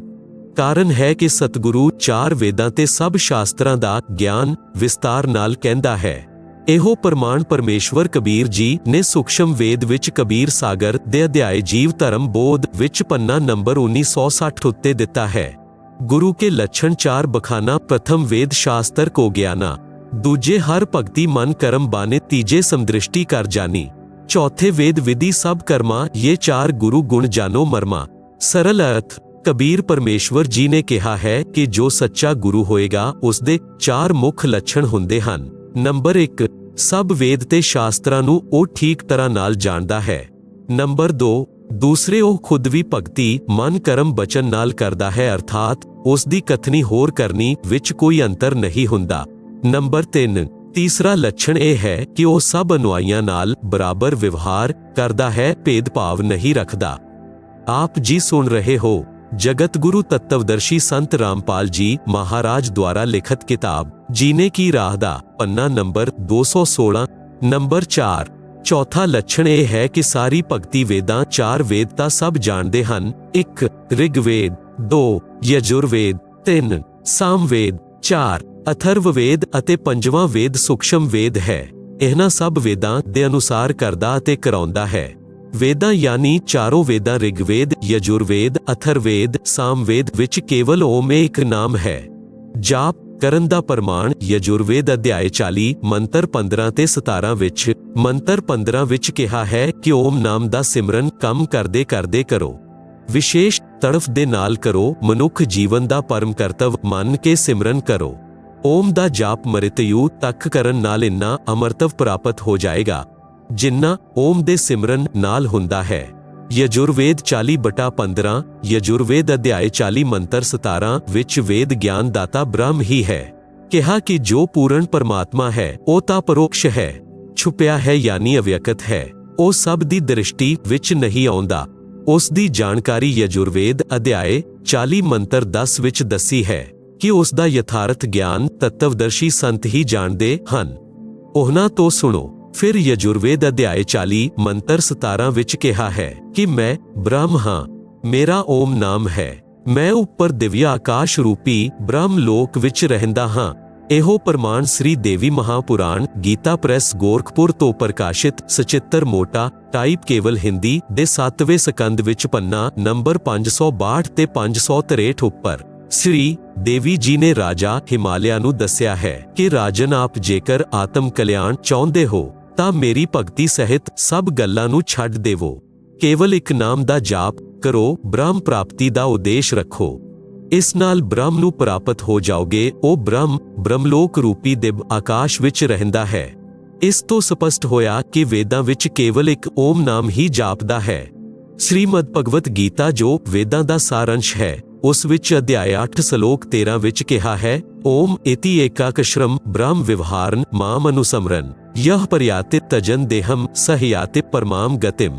ਅਨੁਵਾਦ ਗੀਤਾ ਗਿਆਨ ਦਾਤਾ ਬ੍ਰਹਮ ਨੇ ਕਿਹਾ ਹੈ ਕਿ ਮੁਝ ਬ੍ਰਹਮ ਦਾ ਕੇਵਲ ਓਮ ਇਹ ਇੱਕ ਅੱਖਰ ਹੈ। ਇਸ ਦਾ ਉਚਾਰਨ ਸਿਮਰਨ ਕਰਦਾ ਹੋਇਆ ਜੋ ਸਾਧਕ ਸਰੀਰ ਤਿਆਗ ਕੇ ਜਾਂਦਾ ਹੈ ਉਹ ਮ੍ਰਿਤਯੂ ਤੱਕ ਨਾਮ ਦੇ ਸਿਮਰਨ ਨਾਲ ਮਿਲਣ ਵਾਲੀ ਪਰਮ ਗਤੀ ਅਰਥਾਤ ਬ੍ਰਹਮ ਲੋਕ ਨੂੰ ਪ੍ਰਾਪਤ ਹੁੰਦਾ ਹੈ। ਸ਼੍ਰੀਮਦ ਭਗਵਤ ਗੀਤਾ ਤੇ ਵੇਦਾਂ ਵਿੱਚ ਇਸ ਦੇ ਇਲਾਵਾ ਅਰਥਾਤ ਓਮ ਦੇ ਇਲਾਵਾ ਕੋਈ ਨਾਮ ਬ੍ਰਹਮ ਸਾਧਨਾ ਦਾ ਨਹੀਂ ਹੈ। ਪ੍ਰਮਾਣਿਤ ਹੋਇਆ ਕਿ ਓਮ ਨਾਮ ਦਾ ਜਾਪ ਸ਼ਾਸਤਰ ਪ੍ਰਮਾਣਿਤ ਹੈ। ਗੀਤਾ ਗਿਆਨ ਦਾਤਾ ਨੇ ਸਪਸ਼ਟ ਕੀਤਾ ਹੈ ਕਿ ਹੇ ਅਰਜੁਨ ਤੇਰੇ ਅਤੇ ਮੇਰੇ ਬਹੁਤ ਜਨਮ ਹੋ ਚੁੱਕੇ ਹਨ, ਅੱਗੇ ਵੀ ਹੋਣਗੇ। ਮੇਰੀ ਉਤਪੱਤੀ ਨੂੰ ਰਿਸ਼ੀ ਅਤੇ ਦੇਵਤਾਗਣ ਨਹੀਂ ਜਾਣਦੇ। ਗੀਤਾ ਅਧਿਆਏ ਸ਼ਲੋਕ 2/12 4/5 10/2। ਇਸ ਤੋਂ ਸਿੱਧ ਹੋਇਆ ਕਿ ਗੀਤਾ ਗਿਆਨ ਦਾਤਾ ਬ੍ਰਹਮ ਨਾਸ਼ਵਾਨ ਹੈ ਤੇ ਜੰਮਦਾ ਮਰਦਾ ਹੈ। ਇਸ ਦੇ ਪੁਜਾਰੀ ਵੀ ਜਨਮ ਮਰਨ ਦੇ ਚੱਕਰ ਵਿੱਚ ਹੀ ਰਹਿਣਗੇ। ਆਪ ਜੀ ਸੁਣ ਰਹੇ ਹੋ ਜਗਤ ਗੁਰੂ ਤੱਤਵਦਰਸ਼ੀ ਸੰਤ ਰਾਮਪਾਲ ਜੀ ਮਹਾਰਾਜ ਦੁਆਰਾ ਲਿਖਤ ਕਿਤਾਬ ਜੀਨੇ ਕੀ ਰਾਹ ਦਾ ਪੰਨਾ ਨੰਬਰ 217। ਇਸ ਲਈ ਗੀਤਾ ਅਧਿਆਇ 8 ਸ਼ਲੋਕ 16 ਵਿੱਚ ਕਿਹਾ ਹੈ ਕਿ ਬ੍ਰਹਮ ਲੋਕ ਵਿੱਚ ਗਏ ਸਾਧਕ ਵੀ ਪੁਨਰ ਜਨਮ ਵਿੱਚ ਰਹਿੰਦੇ ਹਨ। ਇਸ ਲਈ ਗੀਤਾ ਗਿਆਨਦਾਤਾ ਨੇ ਗੀਤਾ ਅਧਿਆਇ 18 ਸ਼ਲੋਕ 62 ਵਿੱਚ ਕਿਹਾ ਹੈ ਕਿ हे ਭਾਰਤ, ਤੂੰ ਸਰਵ ਭਾਵ ਨਾਲ ਉਸ ਪਰਮੇਸ਼ਵਰ ਦੀ ਸ਼ਰਨ ਵਿੱਚ ਜਾ। ਉਸ ਪਰਮੇਸ਼ਵਰ ਦੀ ਕਿਰਪਾ ਨਾਲ ਹੀ ਤੂੰ ਪਰਮ ਸ਼ਾਂਤੀ ਅਤੇ ਸਨਾਤਨ ਪਰਮ ਧਾਮ ਅਰਥਾਤ ਸਤਲੋਕ ਨੂੰ ਪ੍ਰਾਪਤ ਹੋਏਗਾ। ਫਿਰ ਗੀਤਾ ਅਧਿਆਇ 15 ਸ਼ਲੋਕ 4 ਵਿੱਚ ਗੀਤਾ ਗਿਆਨਦਾਤਾ ਨੇ ਕਿਹਾ ਕਿ ਜਦੋਂ ਤੱਤਵਦਰਸ਼ੀ ਸੰਤ ਤੋਂ ਤੱਤਵ ਗਿਆਨ ਪ੍ਰਾਪਤ ਹੋ ਜਾਏ, ਉਸ ਦੇ ਦੱਸੇ ਅਨੁਸਾਰ ਸਾਧਨਾ ਕਰਕੇ ਉਸ ਦੇ ਬਾਅਦ ਪਰਮੇਸ਼ਵਰ ਦੇ ਉਸ ਪਰਮਪਦ ਦੀ ਖੋਜ ਕਰਨੀ ਚਾਹੀਦੀ ਹੈ, ਜਿੱਥੇ ਜਾਣ ਦੇ ਬਾਅਦ ਸਾਧਕ ਫਿਰ ਵਾਪਸ ਸੰਸਾਰ ਵਿੱਚ ਕਦੀ ਨਹੀਂ ਆਉਂਦੇ। ਕੇਵਲ ਉਸ ਪਰਮੇਸ਼ਵਰ ਦੀ ਪੂਜਾ ਕਰੋ। ਗੀਤਾ ਅਧਿਆਇ 7 ਸ਼ਲੋਕ 29 ਵਿੱਚ ਗੀਤਾ ਗਿਆਨਦਾਤਾ ਨੇ ਕਿਹਾ ਹੈ, ਜਰਾ ਮਰਨ ਮੋਖਸ਼ਾਏ ਮਾਮ ਆਸ਼੍ਰਿਤਯ ਯਤੰਤੀ ਯੇ ਤੇ ਤਤ ਬ੍ਰਹਮ ਦਿਵੋ ਕ੍ਰਿਤਸਨਮ ਅਧਿਆਤਮ ਕਰਮ ਚ ਅਖਿਲਮ। ਭਾਵਰਤ ਗੀਤਾ ਗਿਆਨਦਾਤਾ ਨੇ ਦੱਸਿਆ ਹੈ ਕਿ ਜੋ ਮੇਰੇ ਦੱਸੇ ਗਿਆਨ ਉੱਤੇ ਆਸ਼ਰਿਤ ਹੋ ਕੇ ਅਰਥਾਤ ਮੇਰੇ ਕਹੇ ਅਨੁਸਾਰ ਤੱਤਵਦਰਸ਼ੀ ਸੰਤਾਂ ਤੋਂ ਤੱਤਵ ਗਿਆਨ ਜਾਣ ਲੈਂਦੇ ਹਨ, ਜੋ ਜਰਾ ਅਰਥਾਤ ਵਿਰਧ ਅਵਸਥਾ ਅਤੇ ਮਿਰਤੂ ਦੇ ਕਸ਼ਟ ਤੋਂ ਮੋਕਸ਼ ਪ੍ਰਾਪਤ ਕਰਨ ਦੇ ਲਈ ਯਤਨ ਕਰਦੇ ਹਨ, ਸੰਸਾਰ ਦੀ ਕਿਸੇ ਕੀਮਤੀ ਵਸਤੂ ਦੀ ਇੱਛਾ ਭਗਤੀ ਦੇ ਪ੍ਰਤੀਫਲ ਵਿੱਚ ਨਹੀਂ ਕਰਦੇ ਹਨ, ਉਹ ਤਤ ਬ੍ਰਹਮ ਵਿਦੂ ਉਸ ਬ੍ਰਹਮ ਨੂੰ ਸੰਪੂਰਨ ਅਧਿਆਤਮ ਨੂੰ ਅਤੇ ਸਭ ਕਰਮਾਂ ਨੂੰ ਜਾਣਦੇ ਹਨ। ਅਰਜੁਨ ਨੇ ਗੀਤਾ ਅਧਿਆਇ 8 ਸ਼ਲੋਕ 1 ਵਿੱਚ ਪੁੱਛਿਆ ਕਿ ਤਤ ਬ੍ਰਹਮ ਕੀ ਹੈ। ਇਸ ਦਾ ਉੱਤਰ ਗੀਤਾ ਗਿਆਨਦਾਤਾ ਨੇ ਗੀਤਾ ਅਧਿਆਇ 8 ਦੇ ਹੀ ਸ਼ਲੋਕ 3 ਵਿੱਚ ਦਿੱਤਾ ਹੈ। ਕਿਹਾ ਹੈ ਕਿ ਉਹ ਪਰਮ ਅਕਸ਼ਰ ਬ੍ਰਹਮ ਹੈ। ਗੀਤਾ ਅਧਿਆਇ 8 ਸ਼ਲੋਕ 5 ਤੇ 7 ਵਿੱਚ ਤਾਂ ਗੀਤਾ ਗਿਆਨਦਾਤਾ ਨੇ ਆਪਣੀ ਭਗਤੀ ਕਰਨ ਨੂੰ ਕਿਹਾ ਹੈ ਅਤੇ ਵਿਸ਼ਵਾਸ ਦਿਵਾਇਆ ਹੈ ਕਿ ਮੇਰੀ ਭਗਤੀ ਨਾਲ ਮੈਨੂੰ ਪ੍ਰਾਪਤ ਹੋਵੇਗਾ। ਮੇਰੀ ਭਗਤੀ ਨਾਲ ਜਨਮ ਮਰਨ ਕਰਮ ਚੱਕਰ ਬਣਿਆ ਰਹੇਗਾ, ਯੁੱਧ ਵੀ ਕਰਨਾ ਪਵੇਗਾ, ਪਰਮ ਸ਼ਾਂਤੀ ਨਹੀਂ ਹੋ ਸਕਦੀ। ਫਿਰ ਗੀਤਾ ਗਿਆਨਦਾਤਾ ਨੇ ਤੁਰੰਤ ਗੀਤਾ ਅਧਿਆਇ 8 ਸ਼ਲੋਕ 8, 9, 10 ਵਿੱਚ ਕਿਹਾ ਹੈ ਕਿ ਤਤ ਬ੍ਰਹਮ ਅਰਥਾਤ ਪਰਮ ਅਕਸ਼ਰ ਬ੍ਰਹਮ ਦੀ ਭਗਤੀ ਕਰਨ ਵਾਲਾ ਉਸ ਸੱਚਿਦਾਨੰਦ ਕਣ ਬ੍ਰਹਮ ਅਰਥਾਤ ਮੇਰੇ ਤੋਂ ਦੂਸਰੇ ਦਿਵ ਪਰਮੇਸ਼ਵਰ ਨੂੰ ਪ੍ਰਾਪਤ ਹੋਏਗਾ। ਇਸ ਹੀ ਪ੍ਰਕਾਰ ਪਰਮ ਅਕਸ਼ਰ ਬ੍ਰਹਮ ਦੀ ਮਹਿਮਾ ਗੀਤਾ ਅਧਿਆਇ 15 ਸ਼ਲੋਕ 17 ਵਿੱਚ ਦੱਸੀ ਹੈ। ਗੀਤਾ ਅਧਿਆਇ 15 ਸ਼ਲੋਕ 16 ਵਿੱਚ ਦੋ ਪੁਰਸ਼ ਦੱਸੇ ਹਨ। ਇੱਕ ਛਰ ਪੁਰਸ਼, ਇਹ ਗੀਤਾ ਗਿਆਨਦਾਤਾ ਹੈ ਜਿਸ ਦਾ 21 ਬ੍ਰਹਿਮੰਡ ਦਾ ਖੇਤਰ ਹੈ। ਇਹ ਗੀਤਾ ਗਿਆਨਦਾਤਾ ਬ੍ਰਹਮ ਹੈ। ਦੂਸਰਾ ਅਕਸ਼ਰ ਪੁਰਸ਼ ਦੱਸਿਆ ਹੈ ਜਿਸ ਦਾ 7 ਸ਼ੰਖ ਬ੍ਰਹਿਮੰਡ ਦਾ ਖੇਤਰ ਹੈ। ਇਹ ਦੋਨੋਂ ਨਾਸ਼ਵਾਨ ਦੱਸੇ ਹਨ। ਇਹਨਾਂ ਦੇ ਲੋਕਾਂ ਵਿੱਚ ਜੀਵ ਵੀ ਨਾਸ਼ਵਾਨ ਦੱਸੇ ਹਨ। ਆਪ ਜੀ ਸੁਣ ਰਹੇ ਹੋ ਜਗਤ ਗੁਰੂ ਤੱਤਵਦਰਸ਼ੀ ਸੰਤ ਰਾਮਪਾਲ ਜੀ ਮਹਾਰਾਜ ਦੁਆਰਾ ਲਿਖਤ ਕਿਤਾਬ ਜੀਨੇ ਕੀ ਰਾਹ ਦਾ ਪੰਨਾ ਨੰਬਰ 218। ਗੀਤਾ ਅਧਿਆਇ 15 ਸ਼ਲੋਕ 17 ਵਿੱਚ ਦੱਸਿਆ ਹੈ ਕਿ ਉਤਮ ਪੁਰਸ਼ ਤੂ ਅਨਯ ਪਰਮਾਤਮਾ ਇਤੀ ਉਦਾਰਤ ਯੋ ਲੋਕ ਤਰਿਯਮ ਅਵਿਸ਼ਯ ਵਿਪਰਤੀ ਅਵਯਯ ਈਸ਼ਵਰ। ਅਨੁਵਾਦ, ਉੱਤਮ ਪੁਰਸ਼ ਪੁਰਸ਼ੋਤਮ ਅਰਥਾਤ ਪਰਮ ਅਕਸ਼ਰ ਬ੍ਰਹਮ ਤੋਂ ਉੱਪਰ ਵਰਣਿਤ ਛਰ ਪੁਰਸ਼ ਅਤੇ ਅਕਸ਼ਰ ਪੁਰਸ਼ ਬ੍ਰਹਮ ਤੋਂ ਹੋਰ ਹੈ, ਜੋ ਪਰਮਾਤਮਾ ਕਿਹਾ ਜਾਂਦਾ ਹੈ, ਜੋ ਤਿੰਨਾਂ ਲੋਕਾਂ ਛਰ ਪੁਰਸ਼ ਦੇ 21 ਬ੍ਰਹਿਮੰਡਾਂ ਦੇ ਖੇਤਰ ਵਾਲਾ ਲੋਕ, ਦੂਸਰਾ ਅਕਸ਼ਰ ਪੁਰਸ਼ ਦੇ 7 ਸ਼ੰਖ ਬ੍ਰਹਿਮੰਡਾਂ ਵਾਲਾ ਲੋਕ, ਤੀਸਰਾ ਉੱਪਰ ਦੇ 4 ਲੋਕਾਂ ਸਤਲੋਕ, ਅਲਖ ਲੋਕ, ਅਗਮ ਲੋਕ ਅਤੇ ਅਨਾਮੀ ਲੋਕ। ਇਸ ਪ੍ਰਕਾਰ ਬਣੇ ਤਿੰਨੋਂ ਲੋਕਾਂ ਵਿੱਚ ਪ੍ਰਵੇਸ਼ ਕਰਕੇ ਸਭ ਦਾ ਧਾਰਨ ਪੋਸ਼ਣ ਕਰਦਾ ਹੈ। ਉਹ ਵਾਸਤਵ ਵਿੱਚ ਅਵਿਨਾਸ਼ੀ ਪਰਮੇਸ਼ਵਰ ਹੈ। ਗੀਤਾ ਅਧਿਆਇ 17 ਸ਼ਲੋਕ 23 ਵਿੱਚ ਇਸ ਪਰਮ ਅਕਸ਼ਰ ਬ੍ਰਹਮ ਦੀ ਪ੍ਰਾਪਤੀ ਦੇ ਮੰਤਰ ਦੱਸੇ ਹਨ। ਓਮ ਤਤ ਸਤ ਇਤੀ ਨਿਰਦੇਸ਼ਹ ਬ੍ਰਹਮਣ ਤ੍ਰਿਵਿਦ ਸਮਰਥ ਬ੍ਰਹਮਣਾ ਤੇਨ ਵੇਦਾ ਯੱਗ ਚ ਵੇਤਾ ਪੁਰਾ। ਬ੍ਰਹਮਣ ਸੱਚੀਦਾਨੰਦ ਕਣ ਬ੍ਰਹਮ ਅਰਥਾਤ ਪਰਮ ਅਕਸ਼ਰ ਬ੍ਰਹਮ ਦੀ ਭਗਤੀ ਦੀ ਸਾਧਨਾ ਦੇ ਅਰਥਾਤ ਪਰਮੇਸ਼ਵਰ ਦੇ ਉਸ ਪਰਮਪਦ ਨੂੰ ਪ੍ਰਾਪਤ ਕਰਨ ਦੇ ਮੰਤਰ ਦੱਸੇ ਹਨ, ਜਿੱਥੇ ਜਾਣ ਮਗਰੋਂ ਸਾਧਕ ਫਿਰ ਵਾਪਸ ਸੰਸਾਰ ਵਿੱਚ ਕਦੀ ਨਹੀਂ ਆਉਂਦੇ ਹਨ, ਜਿੱਥੇ ਪਰਮ ਸ਼ਾਂਤੀ ਨੂੰ ਪ੍ਰਾਪਤ ਹੁੰਦੇ ਹਨ, ਜੋ ਸਨਾਤਨ ਪਰਮ ਧਾਮ ਹੈ। ਓਮ ਬ੍ਰਹਮ ਅਰਥਾਤ ਛਰ ਪੁਰਸ਼ ਦਾ ਮੰਤਰ ਹੈ ਜੋ ਪ੍ਰਤੱਖ ਹੈ। ਤਤ ਤੇ ਅਕਸ਼ਰ ਪੁਰਸ਼ ਦਾ ਜਾਪ ਮੰਤਰ ਹੈ।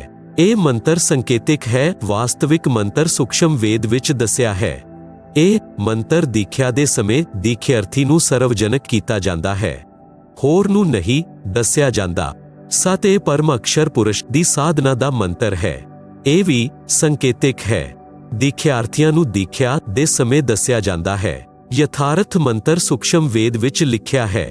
ਇਹੋ ਪ੍ਰਮਾਣ ਸਾਮਵੇਦ ਦੇ ਮੰਤਰ ਸੰਖਿਆ 822 ਵਿੱਚ ਵੀ ਹੈ ਕਿ 3 ਨਾਮ ਦੇ ਜਾਪ ਨਾਲ ਪੂਰਨ ਮੋਕਸ਼ ਪ੍ਰਾਪਤ ਹੁੰਦਾ ਹੈ।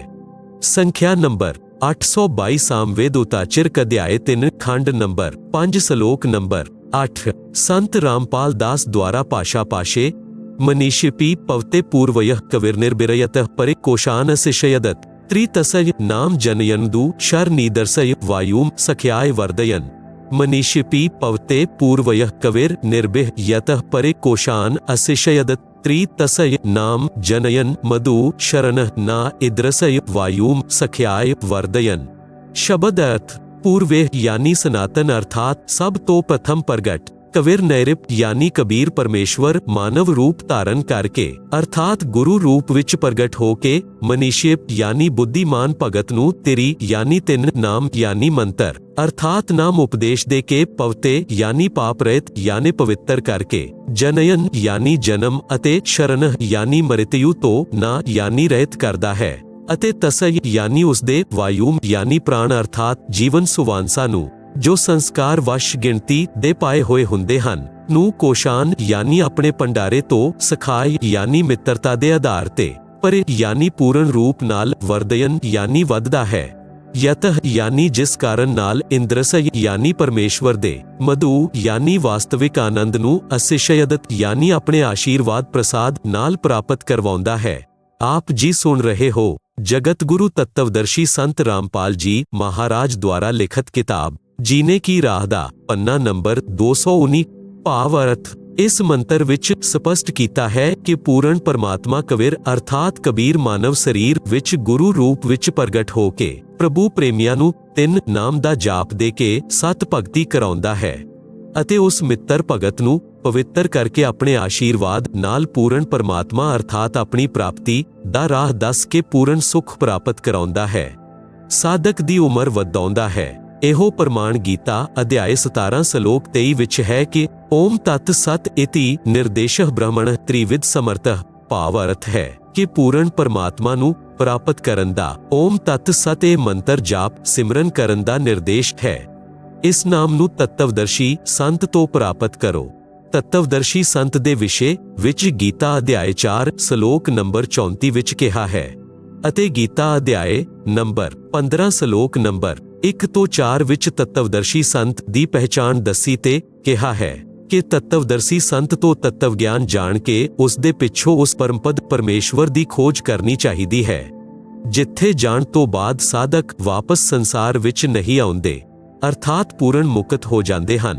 ਉਸ ਹੀ ਪੂਰਨ ਪਰਮਾਤਮਾ ਤੋਂ ਸੰਸਾਰ ਦੀ ਰਚਨਾ ਹੋਈ ਹੈ। ਵਿਸ਼ੇਸ਼ ਉਪਰੋਕਤ ਵੇਰਵੇ ਤੋਂ ਸਪਸ਼ਟ ਹੋਇਆ ਕਿ ਪਵਿੱਤਰ ਚਾਰੋਂ ਵੇਦ ਵੀ ਸਾਖੀ ਹਨ ਕਿ ਪੂਰਨ ਪਰਮਾਤਮਾ ਹੀ ਪੂਜਾ ਦੇ ਯੋਗ ਹੈ। ਉਸ ਦਾ ਅਸਲ ਵਿੱਚ ਨਾਮ ਕਬੀਰਦੇਵ ਕਬੀਰ ਪਰਮੇਸ਼ਵਰ ਹੈ ਅਤੇ ਤਿੰਨ ਮੰਤਰ ਦਾ ਜਾਪ ਕਰਨ ਦੇ ਨਾਲ ਹੀ ਪੂਰਨ ਮੋਕਸ਼ ਹੁੰਦਾ ਹੈ। ਇਹ ਤਿੰਨ ਮੰਤਰ ਦਾ ਜਾਪ ਚਾਰਾਂ ਵੇਦਾਂ ਦਾ ਸਾਰੰਸ਼ श्रीमद भगवत गीता विच प्रमाण है कि इस नाल ਉਹ ਸਥਾਨ ਪ੍ਰਾਪਤ ਹੁੰਦਾ ਹੈ ਜਿੱਥੇ ਜਾਣ ਤੋਂ ਬਾਅਦ ਸਾਧਕ ਵਾਪਸ ਮੁੜ ਕੇ ਸੰਸਾਰ ਵਿੱਚ ਕਦੀ ਨਹੀਂ ਆਉਂਦੇ, ਜੋ ਸਨਾਤਨ ਪਰਮ ਧਾਮ ਹੈ ਜਿੱਥੇ ਜਾਣ ਤੋਂ ਪਿੱਛੋਂ ਪਰਮ ਸ਼ਾਂਤੀ ਪ੍ਰਾਪਤ ਹੁੰਦੀ ਹੈ। ਵੇਦਾਂ ਤੇ ਗੀਤਾ ਵਿੱਚ ਇਹ ਅਨਮੋਲ ਤਿੰਨ ਨਾਮ ਦਾ ਮੰਤਰ ਅਸਪਸ਼ਟ ਅਰਥਾਤ ਸੰਕੇਤਿਕ ਹੈ। ਇਸ ਲਈ ਚਾਰਾਂ ਵੇਦਾਂ ਅਤੇ ਗੀਤਾ ਅਨੁਸਾਰ ਸਾਧਨਾ ਕਰਨ ਨਾਲ ਉਹ ਸਥਾਨ ਅਤੇ ਪਰਮਾਤਮਾ ਪ੍ਰਾਪਤੀ ਨਹੀਂ ਹੋ ਸਕਦਾ। ਇਸ ਲਈ ਗੀਤਾ ਅਧਿਆਇ 4 ਸ਼ਲੋਕ 32 ਅਤੇ 34 ਵਿੱਚ ਗੀਤਾ ਗਿਆਨਦਾਤਾ ਨੇ ਸਪਸ਼ਟ ਕੀਤਾ ਹੈ ਕਿ ਯਗਾਨ ਅਰਥਾਤ ਧਾਰਮਿਕ ਅਨੁਸ਼ਠਾਨਾਂ ਦਾ ਯਥਾਰਥ ਗਿਆਨ ਬ੍ਰਹਮਣ ਮੁਖੇ ਸੱਚੀਦਾਨੰਦ ਕਣ ਬ੍ਰਹਮ ਅਰਥਾਤ ਪਰਮ ਅਕਸ਼ਰ ਬ੍ਰਹਮ ਆਪਣੇ ਮੁਖ ਕਮਲ ਤੋਂ ਬਾਣੀ ਬੋਲ ਕੇ ਦੱਸਦਾ ਹੈ। ਉਹ ਸੱਚੀਦਾਨੰਦ ਕਣ ਬ੍ਰਹਮ ਦੀ ਬਾਣੀ ਕਹੀ ਜਾਂਦੀ ਹੈ। ਉਸ ਤੱਤਵ ਗਿਆਨ ਅਤੇ ਸੂਖਸ਼ਮ ਵੇਦ ਵੀ ਕਹਿੰਦੇ ਹਨ। ਉਸ ਦੇ ਜਾਣਨ ਦੇ ਪਿੱਛੋਂ ਸਰਵ ਪਾਪਾਂ ਤੋਂ ਮੁਕਤ ਹੋ ਜਾਂਦਾ ਹੈ, ਜਿਸ ਵਿੱਚ ਸੰਪੂਰਨ ਭਗਤੀ ਮੰਤਰ ਤੇ ਵਿਧੀ ਦੱਸੀ ਹੈ। ਗੀਤਾ ਅਧਿਆਇ 4 ਸ਼ਲੋਕ 34 ਉਸ ਤੱਤਵ ਗਿਆਨ ਨੂੰ ਤੂੰ ਤੱਤਵਦਰਸ਼ੀ ਸੰਤਾਂ ਦੇ ਕੋਲ ਜਾ ਕੇ ਸਮਝ। ਉਹਨਾਂ ਨੂੰ ਦੰਡਵਤ ਪ੍ਰਣਾਮ ਕਰਨ ਨਾਲ ਕਪਟ ਛੱਡ ਕੇ ਨਿਮਰਤਾ ਪੂਰਵਕ ਪ੍ਰਸ਼ਨ ਕਰਨ ਨਾਲ ਉਹ ਪਰਮਾਤਮਾ ਤੱਤਵ ਨੂੰ ਭਲੀ ਭਾਂਤੀ ਜਾਣਨ ਵਾਲੇ ਗਿਆਨੀ ਮਹਾਤਮਾ ਤੈਨੂੰ ਤੱਤਵ ਗਿਆਨ ਦਾ ਉਪਦੇਸ਼ ਕਰਨਗੇ।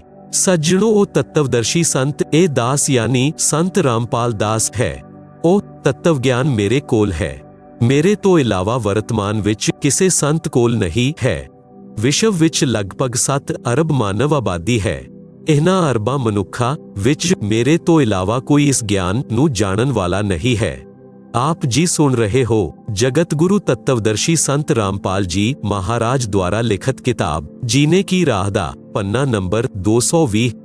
गीता अध्याय 7 श्लोक 12 ਤੋਂ 15 ਤੱਕ। ਤਾਂ ਗੀਤਾ ਗਿਆਨਦਾਤਾ ਨੇ ਤਿੰਨੋਂ ਗੁਣਾਂ ਯਾਨੀ ਰਜਗੁਣ ਬ੍ਰਹਮਾ ਜੀ, ਸਤਗੁਣ ਵਿਸ਼ਨੂੰ ਜੀ ਅਤੇ ਤਮਗੁਣ ਸ਼ਿਵ ਜੀ ਦੀ ਭਗਤੀ ਕਰਨ ਵਾਲੇ ਇੱਕ ਰਾਖਸ਼ ਸੁਭਾਅ ਨੂੰ ਧਾਰਨ ਕਰਦੇ ਹੋਏ